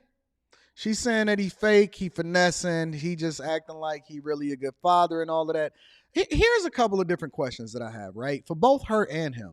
A, why are you on the live telling a bunch of people that you don't even know, a bunch of your business that don't care anything about you, that's just going to react to it like me? Nobody was checking for her. Nobody was tripping about her. Nobody was having a conversation about her. But she felt compelled to go on a live and then air out all of their dirty laundry. I think that there's some truth in what she's saying. I'm not going to completely discount it. But why would you do that, A? B, here's my other question. Why is Russell Simmons visible? Does he have a show coming out? Does he got a new record label? Why are these people, because I never understand why people are participating on social media to the extent that they're participating when it doesn't serve a purpose for them to either be able to get a bigger bag or make more money or market a particular product. I never understood that. Why is Russell Simmons, as an alleged retired record executive, no longer doing a rush card guy, on social media talking about stuff that's not relevant to anything with regard to the business or marketing himself more effectively? And why is she on here airing a dirty laundry? I don't understand it. It makes no sense to me. But let me go ahead and see if I can get to the good stuff. See, I think the bottom line, like probably the breaking point for all of this was over the past many months when their dad just sort of cut them off. He was contributing a little bit of cash to their like monthly, college spending, not much, a couple $100 probably, maybe $500, maybe a little more. Again, all these things can be, proven with receipts. I love receipts, so folks can always go and get receipts. She said he was only given a few $100, and today Ivy League education and today's spending account, she was giving him a couple $100. Yeah, these kids are grown, so that's one thing. But he was giving him a couple $100. Okay. Show over the years. And so one day he just kind of cut the kids off. There was no more money coming in, no more like allowance. You got to cut off the faucet eventually. Did that just to double up the expenses on me, which is no problem. I stepped up, I did it. But when he did this, it was around just before finals and graduation. It was some months ago, just before finals and graduation. And he did it without telling the kids or talking to the kids or anything. How long am I supposed to keep the faucet on? He did an interview with, I heard some clips from an interview with this young man. I don't know, but I see him a lot. I think his name is Academic or DJ Academic. Oh, happy Juneteenth, you guys. We're doing all this on Juneteenth. Come on, let it go. Let it out. Oh, Jesus. So I saw in that clip, that was some months ago too. You can go and reference it and find it, where he told this guy, he was on and on about this guy, and I think it was about old school hip hop heads and how you should honor them, which I believe you should. But he was saying to the guy, like, I'm so rich, I got this and I got that, and I'm this and that. None of that could be further from the truth. He has turned around, and then again, I have records and evidence of this where he's told the kids in writing, we have it, text messages, I'm broke, I this, I that, I can't, go get it from your mom. Now, meanwhile, I have been financially carrying this person probably for the last at least 10 years, myself and my ex-husband.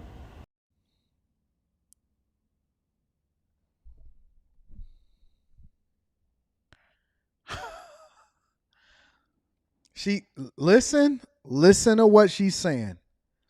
If you're telling me that she's just lying inherently, I don't think that it's a lie. If I got to use my context clues, I don't think that it may be some truth to it. It may be some lies in it. He may have some money that he just don't want her to get access to, or he want to present himself as broke. But this is Russell Simmons, y'all. He's supposed to be rich, right? She said, listen, her and her ex-husband been carrying this dude for some years now. She said her and her ex-husband been carrying this dude for some years now. Listen, stop going on Google to go based off of what it is that y'all think. Y'all don't know. You don't know what she worth. You don't know what he worth. Y'all don't know what their assets are. You have no clue of what's in their bank account. The only person that posts what's in their bank account and their brokerage account and what it is that they making every month is me. I don't see nobody else posting it. Who else posting how much they make? Like all of the receipts, what they make from their regular job, their W-2s and everything. Y'all don't know what these people is making. Y'all have no clue. Google said based off of what? Who wrote it?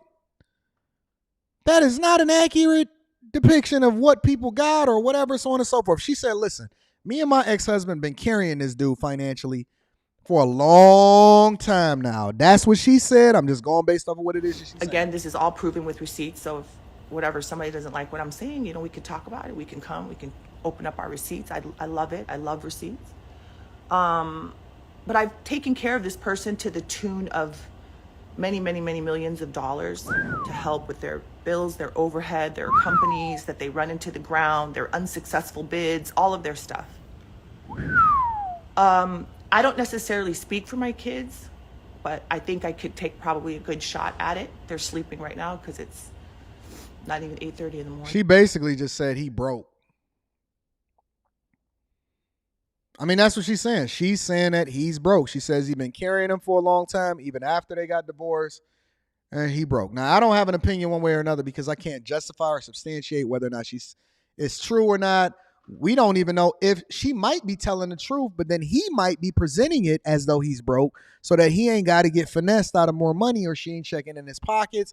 He might have played it that way. I have no idea. I have no clue. All I know is when people get scorned, when people feel a certain type of way, or when the well starts to run dry,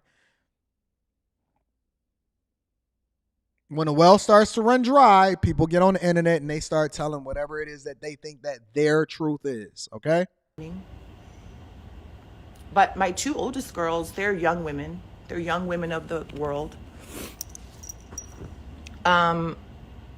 I think that was very tough for them that their dad kind of cut them off and cut off conversation and cut off. They grown. Ain't they graduating from Harvard College? She just said that they graduated from an Ivy League school.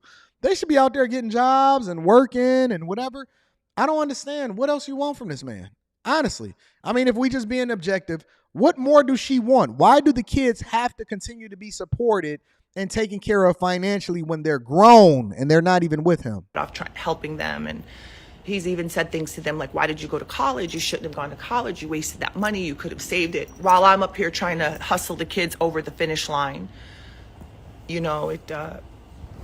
That was crazy. It's just been so many things that kind of negate what I'm trying to do over here in my house. Again, I live in Beverly Hills, California. Ooh. I go between New York and LA. People know how to find me. They know how to see me. I see people walking up and down the street all day, every day. Hey, Rita, reach out to Kimora Lee. Let me know if we able to get in touch with her to possibly get an interview. I'm curious. I'm just not going to tolerate this from someone who's not on the streets walking around every day. They are I don't know, apparently hiding under a rock someplace far away in another country. Again, these girls are adults. They are young adults. I typically try to be very friendly and amicable with all my baby daddies, whatever. Did she just say she tried to be amicable with all of her baby daddies? Hold on. Stop. Pause. Let me rewind that really quickly. Let me make sure I heard that correctly. I try to be very friendly and amicable with all my baby daddies. Asian women. Should I say this? Because I want to get an interview. Obviously, it's not just black women. Obviously, it's not just white women. Obviously, it's across the board. Asian women have the same ghetto tendencies as black women, as white women. They're all for the streets. All her baby daddies. David daddies. All her baby daddies.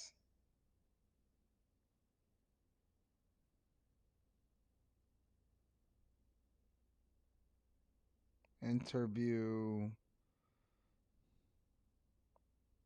you if you're up for it. Let me know how I can. Sent.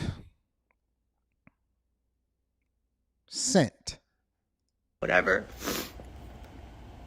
But I think it comes a time when you guys have to ask yourself, why are these women, young women,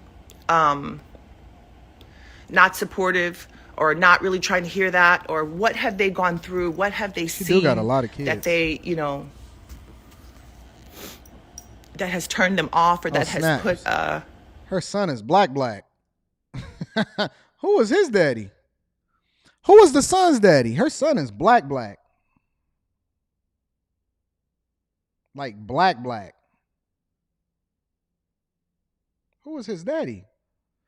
Is his daddy that African man that give us free? Because wasn't she talking to him after she she stopped talking to Russell Simmons? Is the son's, because the son, he is Dr. Umar Johnson Black. Is the son's daddy give us free? Is that his father? Give us free. Amistad, yeah. Her son's father is Amistad because he black. Give us free. Give us free. Give us free. Give us free. That's what he was saying inside of the movie. I'm telling y'all, I am a great actor. Hollywood, holla at me, man. I can make the adjustment. I can truly play whatever it is that y'all want me to play.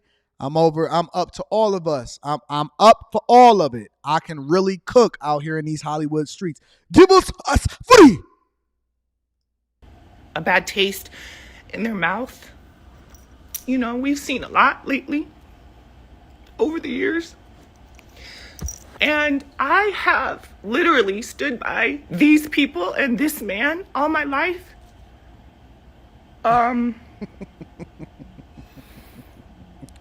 And I just get so emotional when someone tries to attack my parenting or my family or my kids that have tried so hard. Crying. You know, I hate you can crying. see all the press that we've done, all the interviews that we've done. I mean, it's a community thing. These kids graduating from college, high school too. And all my friends, you know, I say the same thing. It's every person knows here that has had graduates. I graduated from college only just recently in the past 5 years. It's tough. You said she graduated college? You know, you just not went to college? Come on, girl. I ain't never going back to college. You can forget that. She talking about she graduated college within the last 5 years. That's for the birds. Anton from Anton Daniels, do not believe in going back to school once you go past a certain age and you're not ascending up the corporate ladder anymore. I don't believe in honorary degrees either. You could forget all of that. Teenagers developing into young adults now.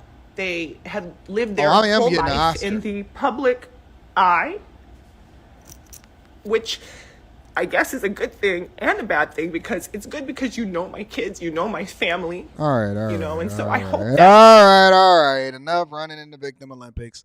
Kimora, come holla at me, baby girl. I can get you on the platform. Put a couple dollars in your pocket. Where them dollars at? You know what I'm saying? I'd love to get your story on Baby Fat. I see you still got it in your profile picture or on your profile on Instagram. I want to know what's happening out here in these streets. What's sales like?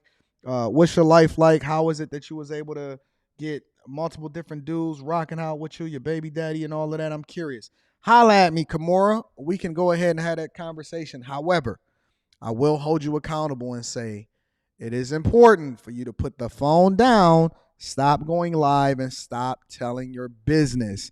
It is not going to work out in your best interest. Let me go ahead and read some of these super chats. And then I want to talk about something that's a little bit different, but I think you guys will like it. It's going to be awesome. Shout out to Erin. Says she aged like spoiled milk. No, I think she's okay. You just seen her at a time where her eyes were puffy and they were crying. Women do that. Sometimes they got that ugly cry. And then they go live and then they be out here looking crazy. I think she's okay. If you go to her Instagram and they got her Photoshop photos up there, she look all right. Shout out to Jake Fever. Says she got that Asian. Y'all are harsh. Oh, shoot. Shout out to Ray Brinson. We appreciate you, big dog. Actually, that wasn't the right sound. That's the sound. Shout out to Ray Brinson in the building with the 20 ball. I appreciate you. Thank you for holding me down, big dog. You are absolutely awesome. Dr. Pimp 123 says these women want sympathy with these videos. Appreciate you, doctor. Appreciate you. Aaron is in the building, says they say she stole $250 million from him. Well, apparently he didn't win that lawsuit, so she didn't steal it.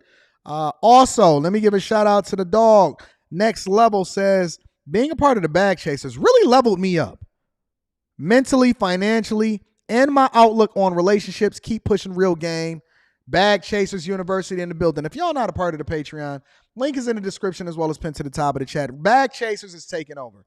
We running it up. We taking over. And we not taking no for an answer when it comes to holding you accountable for the things that is best for you. And Next Level, you get a thank you, Next Level, for contributing to the platform. My baby girl is in the building. Messy mathematician with one of the prettiest profile pictures that I've ever seen in my life. Says attention-seeking behavior is the new heroin. I agree with you. Blaze Skywalker is in the building. Oh my God, with the 20 ball. Shout out to Blaze. Says Russell was upset because she and her husband finessed Russell after he invested with him on Shady-ish, where it's possible he will go to prison. Appreciate you, Blaze. Thank you for the 20 ball. I absolutely positively appreciate you. Aaron says, I'm trying to find a F to give about these crocodile tears. Y'all are harsh on our women and our black women. Technically, she's a black woman, Umar Johnson, so we are holding her down. Also, let me give a shout out to Damian Flowers in the building. Says, wife, loved your energy, brother. I see why you talked to him. Appreciate you. I did a couple coaching calls yesterday, a couple favors for my friends and family over here in the Bag Chasers. Shout out to Damien. Shout out to your family. Shout out to your wife. Shout out to your legacy. You guys are absolutely awesome. Tell the wifey, coaching session was my pleasure. And hopefully I added as much value into her life as I added into your life. I want to see you guys become great and successful as a result of it. Thank you for rocking out with me, Damien. You are a part of one of my people, the tribe, the Bag Chasers, and we're going to continue to run Super Chats up throughout the show. Again, $1 through $5 get you a pop. $5 through $19 will get you a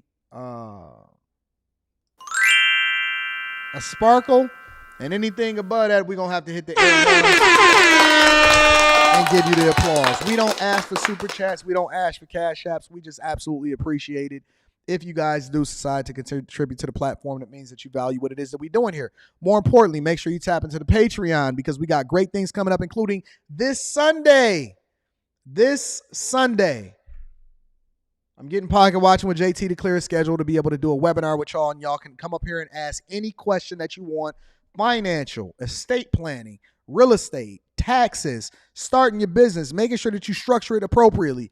The difference between an LLC, an S Corp, a C Corp, sole proprietorship, whatever it is that you want to ask financially as a bag chaser, that is usually a service that costs an egregious amount of money, but I'm making sure that I'm tapping into all of my friends to add value into your life on this Sunday. So if you are a part of the Patreon, make sure you tap in. I got to make sure that Pocket Watching with JT give me a go ahead, be able to post it officially in the Patreon. But that's the expectation this weekend for you guys to be able to come up, do a webinar, and ask him any question that you want this Sunday. Make sure you tapping in. Link is in the description as well as pinned to the top of the chat. Teach Hanley 30% off your first order plus a free gift. I want to talk about something else money related. We talked about these people that allegedly are going broke. We talked about the submarine. We talked about how it is that you need to protect yourself financially, especially when it comes to the advice that these dudes are giving you with regard to becoming a single father. But I want to talk about something different because it always comes back down to the money. I want to talk about the King. You know, one thing about Burger King, this mascot has always creeped me out. This mascot has always creeped me out, and I don't know why, but it just always just reminded me of like the Scream mask or something like that, right? But I want to get into Burger King because Burger King is a part of a bigger conglomerate of companies, and I want to break down the financials and the $400 million investment that they're making into this brand in order to compete with the likes of McDonald's, Wendy's, and even Chick-fil-A. Make sure y'all hit a like for the YouTube algorithm, subscribe to the channel, and turn on your notifications. This is the Millionaire Morning Show, which is the greatest show on the face of the earth. Let's get into the show. With its almost 20,000 global chains, Burger King has been a major force in the fast food industry for nearly 70 years. BK represents a dominant $25.5 billion of its parent company RBI's, nearly $40 billion in total sales in 2022. Since going public in 2014, share prices for RBI jumped from nearly $40 a share to over $76 a share in June 2023. But as of late, Burger King has dropped in its standings against rivals. Slumping sales come from complex menu items, outdated restaurants, and slow operations. While still the third largest burger chain, BK ranks 7th in the fast food category behind McDonald's, Chick-fil-A, Taco Bell, and Wendy's in 2022. Now, a lot of people are not familiar with this, and they're not familiar with everything from Yum Brands to how McDonald's runs its operations, even over in the Chick-fil-A, right? They don't understand franchising agreements. They don't understand why it's important for them to reinvest in this company. They also don't understand the difference between the strategies in the companies and how it is that they're forcing the franchisees to abide by what it is that they have as far as the standards for the companies. So, for example, if you really understand McDonald's and you studied it, and even if you even watched the movie with Ray Kroc, and then you read the book in order to break down how it is that they run their franchise, I've even had the opportunity to attend Hamburger University over in Illinois. Now, how is Anton able to get an invite over to Hamburger University? Not because I was necessarily looking to become a franchisee, but because when I first met my wife, even at the early age of 13, 14, 15 years old, my wife was working at McDonald's, all the way to the point to where she had grown to become a district manager. She had graduated from being a store manager to a district manager. Rita was on her way to becoming a franchisee and owner-operator of a McDonald's. But Anton said, nah, boo, I do not want you out here working for the man. You're going to be working for your daddy.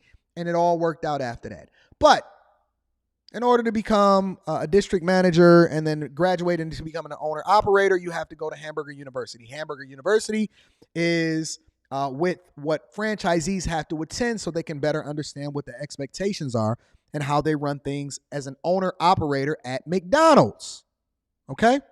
So, if you guys don't understand the strategy behind how these operations are ran, depending on the franchise that you choose to get into, I am going to have a conversation with you today.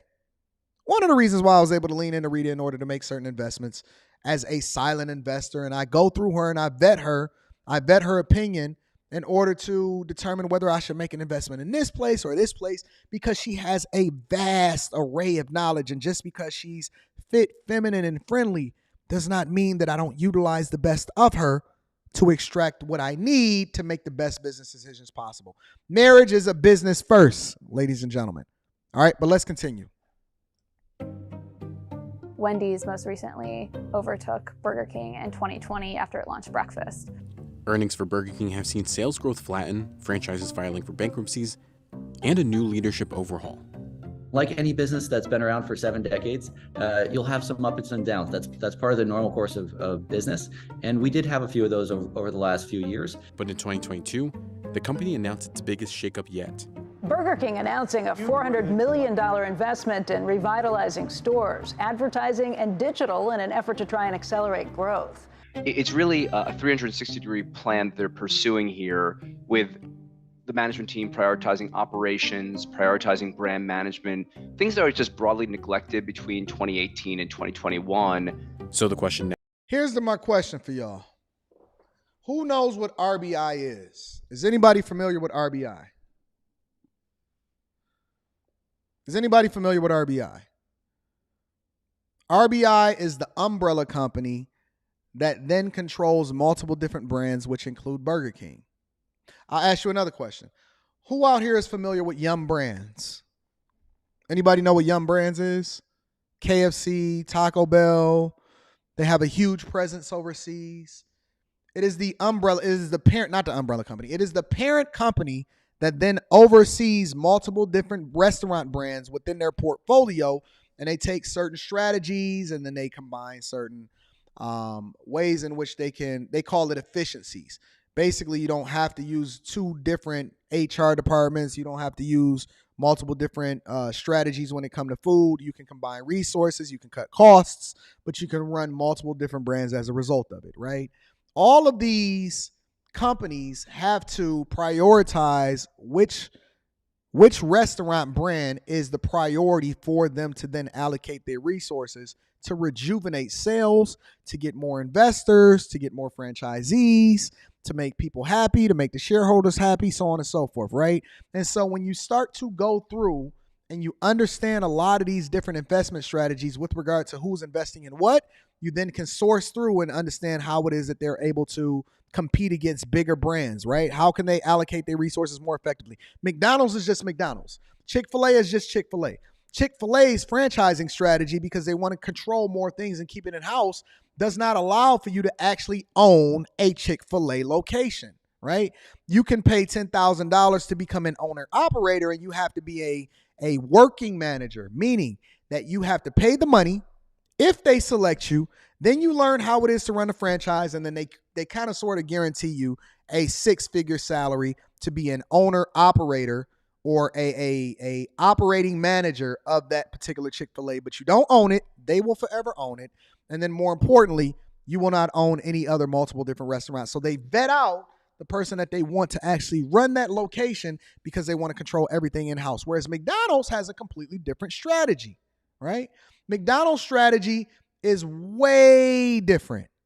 McDonald's is focused on running up as much profits as they can, to make sure that you don't have another McDonald's within a certain distance or radius within that one. That's A. B, the way that they control how it is that you're running things as a franchise operator or owner operator is that they own the real estate by which you have to build the location on top of. So because they own the real estate, you then are basically renting out a location, but they're guaranteeing you to make a certain amount of money potentially. But in order to get you to comply with whatever the franchise rules are, they can snatch away your franchise at any point because they own the real estate by which your restaurant stands on. McDonald's is just as much in the real estate business as they are in the burger business. Now, how do these restaurants make money? We're going to get there shortly. Now, can $400 million and a couple Domino's executives bring back Burger King to its former heights, or is it too late? In September 2022, one of the biggest quick-service restaurant brands in the world, Restaurant Brands International, announced its Reclaim the Flame plan to revamp the North American Burger King chains. Investors started getting concerned about sales slipping around, late 2020, early 2021. You were also hearing the Restaurant Brands executives talk about it openly on the analyst calls. Fresh leadership is at the top of BK's new initiative. Patrick Doyle and Tom Curtis, two former Domino's executives that launched the pizza chain's turnaround to take the #1 pizza spot in the world. So basically, they paid them an egregious amount of money because they were able to turn around Domino's and make it a dominant brand on the brink of having problems and competing with Pizza Hut and everything else. And then they brought those executives into Burger King in order to revitalize the brand, looking for that same magic. That's basically what they're telling you right now. Some of the great things that happened at Domino's were in recent history, from 2010 to 2020, the brand engineered an amazing turnaround. And we always had an objective there of something great. But what was really great was the journey, not actually the destination. And that's part of the reason why I came to Burger King. Curtis's colleague Patrick Doyle invested about $30 million of his own money into the plan. Patrick is very much like a franchisee now. He has his own capital invested in RBI. And he absolutely wants to make it successful and make sure it's successful. He got skin in the game. Not only just so he's been recognized as done a good job, but also because he's heavily invested in it and his livelihood's there too. The $400 million will be dedicated to all North American businesses in 3 categories. $250 million to remodel about 800 locations, and about $150 million into advertising and digital investments.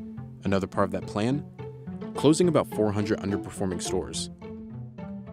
So this is the strategy as I interpret it. And I'm going to be reading Super Chat shortly. Thank you, Jeremy H. This is a strategy as I interpret it, okay? $250 million into renovations because nobody wants to go to old stores. You have to operate these stores more efficiently. And also, let me tell you this, right? Because McDonald's, as I understand it, kind of incentivizes or advocates for their owner operators to continue to keep up with the times, to reinvest back into their business, and even do, construction as far as now that they've done the user experience on how it is that they can make the drive-thrus more efficient, how they can make the restaurants more modern, get rid of all of those stupid balls that the playpens and everything like that. You still gonna have a couple locations with that. But McDonald's is adamant about pushing their owners and operators to continue to reinvest back into the business, right? And so part of Burger King's strategy is that they want to allocate $250 million to renovate at least 800 stores because they want to modernize it. They want them to compete as far as the look and feel and also operate more efficiently and possibly save money.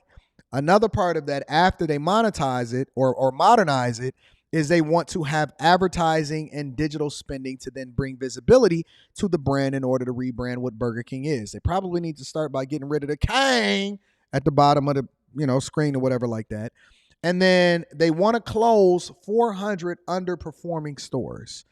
A lot of times, a lot of these franchises, Burger King, McDonald's, Wendy's, and whatever, there's a separation. There's owner-operated stores, and then there's corporate stores, right? Owner-operated stores gives a person a more vested interest in seeing it successful. A corporate store, a lot of times, will then be there, and then at the same time, they're trying to get somebody to take over it as a franchisee. All right. So there's multiple different strategies that come along with how it is that they make money and extract resources in the ways in which these corporations generate revenue, right? They prefer not to have to run a store. They prefer for you to run the store so that they can generate the majority of their revenue by a percentage of the sales, and then B, sending you over the product that you have to sell from them to the customer. Okay. These are the ways in which they make the majority of their monies and resources, and franchising and the fees that's associated with it. That's the way that the big brands make their money. And then you make your money as a result of being attached to it and then executing the strategy that they already put together, which is one of the reasons why you pay the fee for it. Okay. So again, the goal, $250 million in renovations, $150 million in advertising, and then closing underperforming stores. All right.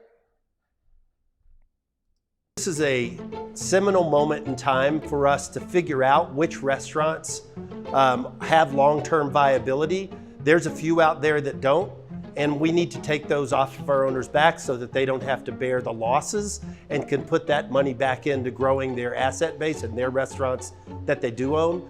We are seeing a heightened amount of closures this year. That's going to really help set the foundation for net restaurant growth to get better. Fewer closures in 2024. In 2022, profits at Burger King stores were down nearly 20% from 2018. A lot of times the way that shareholders and analysts analyze the health of a company is to look at the year-over-year sales. It's not entirely just based off of the net profit, right? Because they want to see growth. They want to see you being able to compete. They want to see expansion. They want to see where you can continue to bring the company to higher profits or whatever like that, right? It's not just your current year-to-year sales. It's not even just profitability. It's all about growth.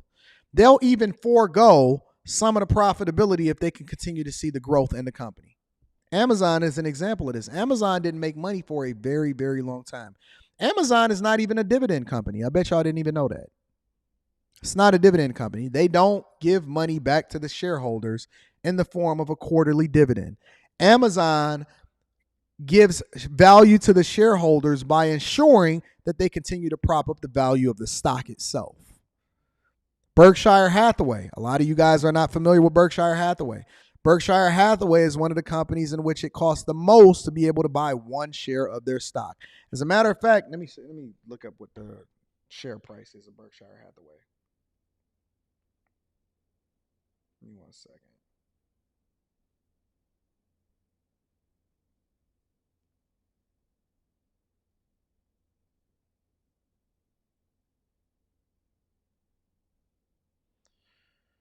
Berkshire Hathaway Class A stock is currently trading at $513,308 per share. Let me say that again. $500,000 per share of Berkshire Hathaway stock. They do not return value back to the shareholder. They do not return value back to the shareholder in the form of a dividend. They do not take profitability back from the company and then pour it back into the shareholders in the form of a dividend or a payment. They just reinvest it back into the company, and the value that you have is based off of how high their stock is going to go. Okay?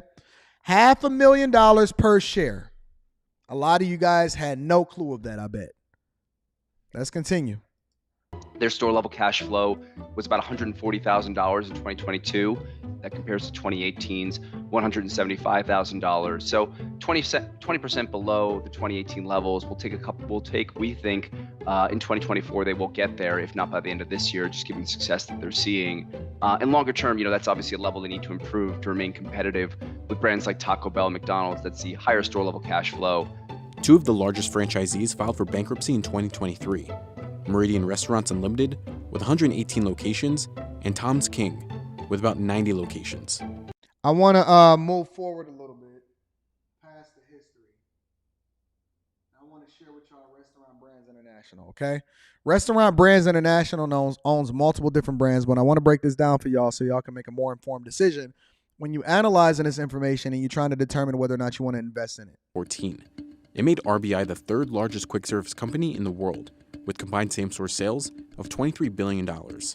Going back to 2014, and we started to think about what other brands or what other segments of the quick service restaurant industry we might want to be involved in. And one of the really exciting segments is certainly breakfast and coffee. That's a really exciting segment, has great growth characteristics all around the world. And we came upon Tim Hortons. And as we learned more about it, we discovered it was an incredible business, an incredible brand, something that I really haven't seen almost anywhere else around the world.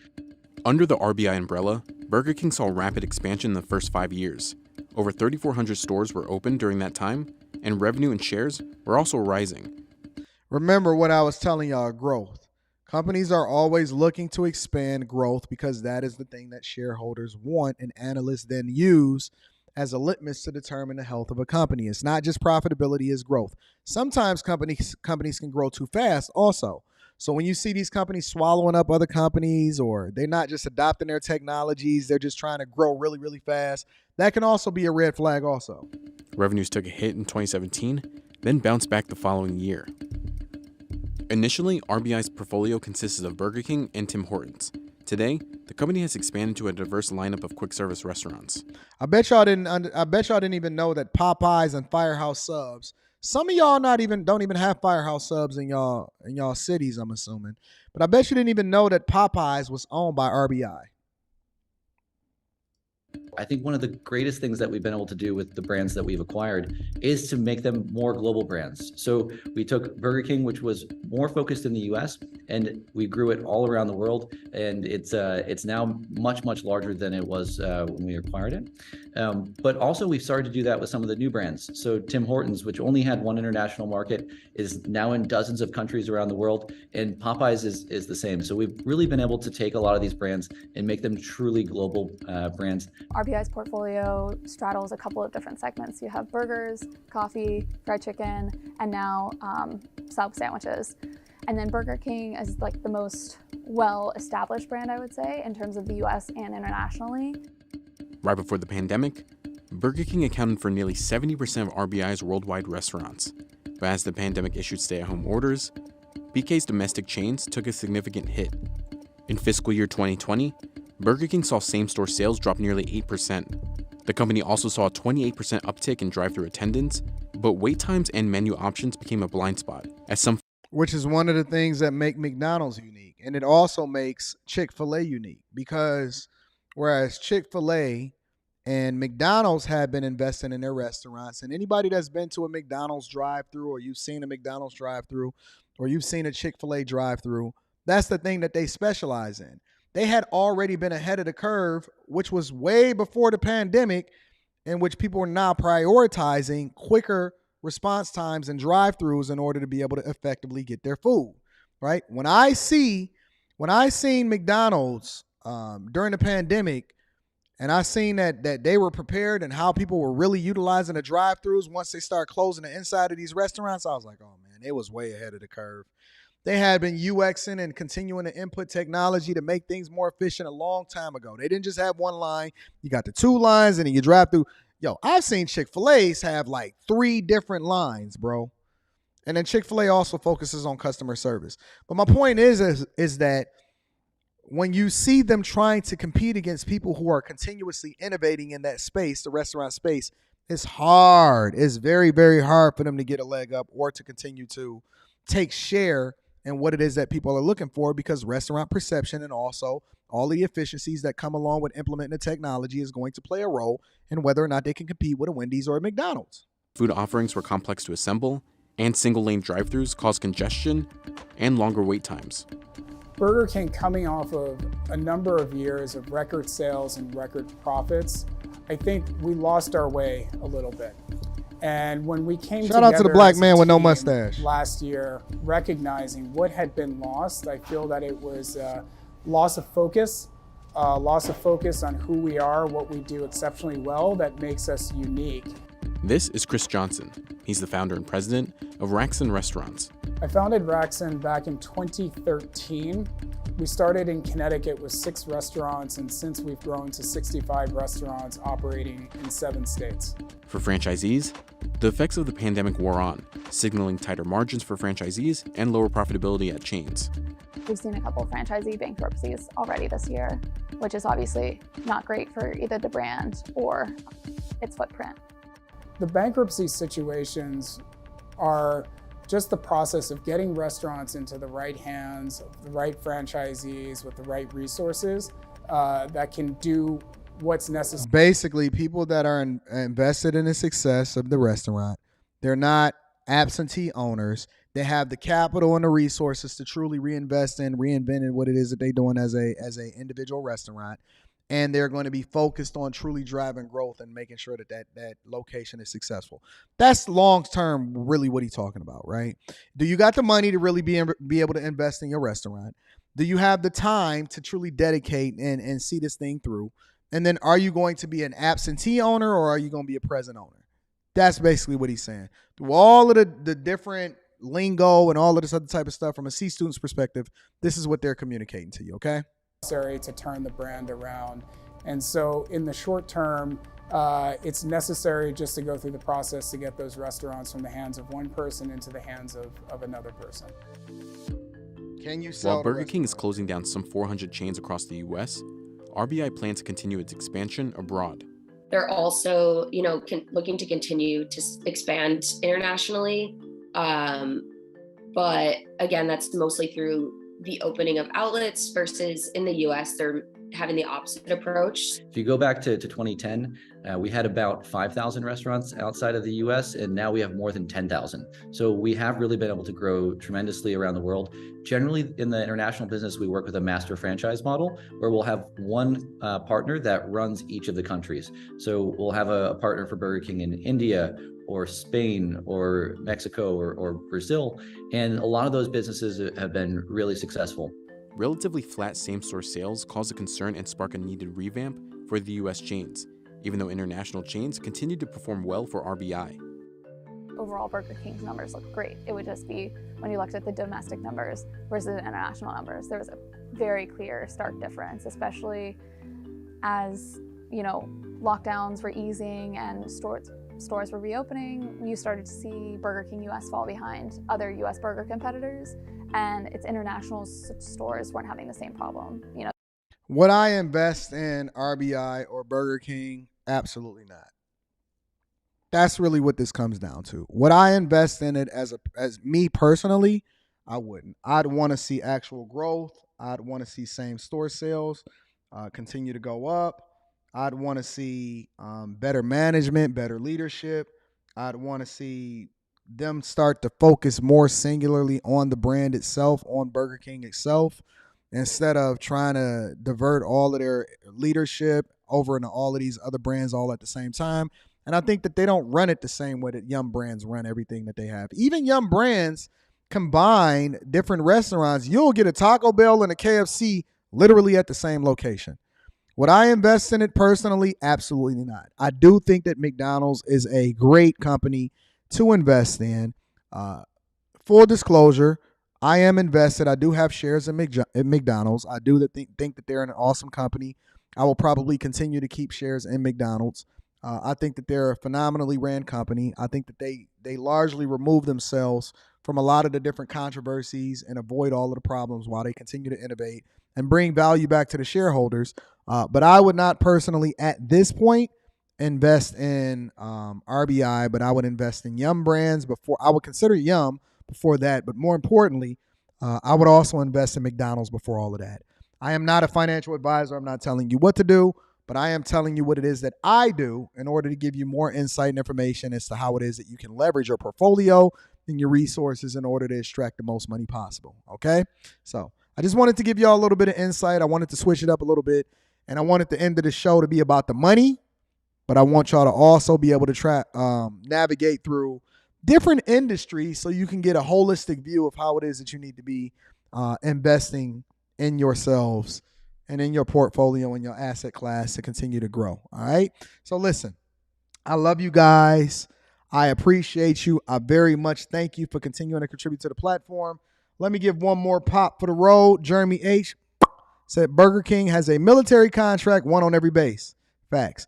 Also, I also want y'all to look at this too when y'all talking about these brands and stuff like that. Also look at the beverage companies that they serve and that they have contracts with. PepsiCo versus Coca-Cola.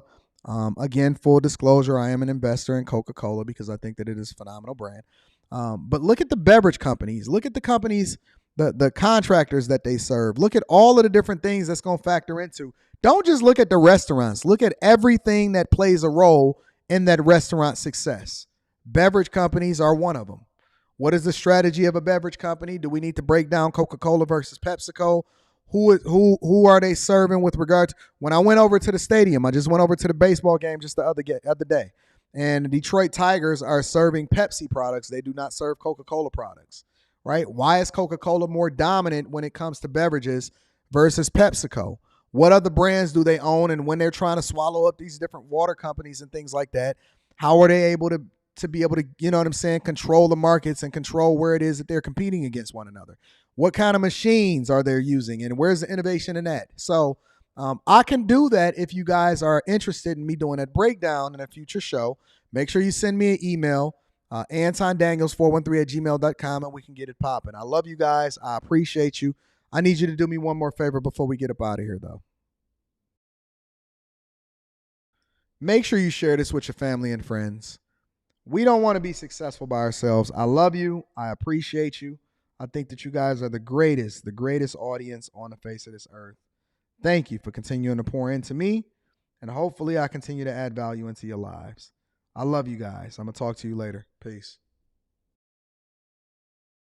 Make sure you tap in onto the Anton Daniels tonight. We cooking up, y'all.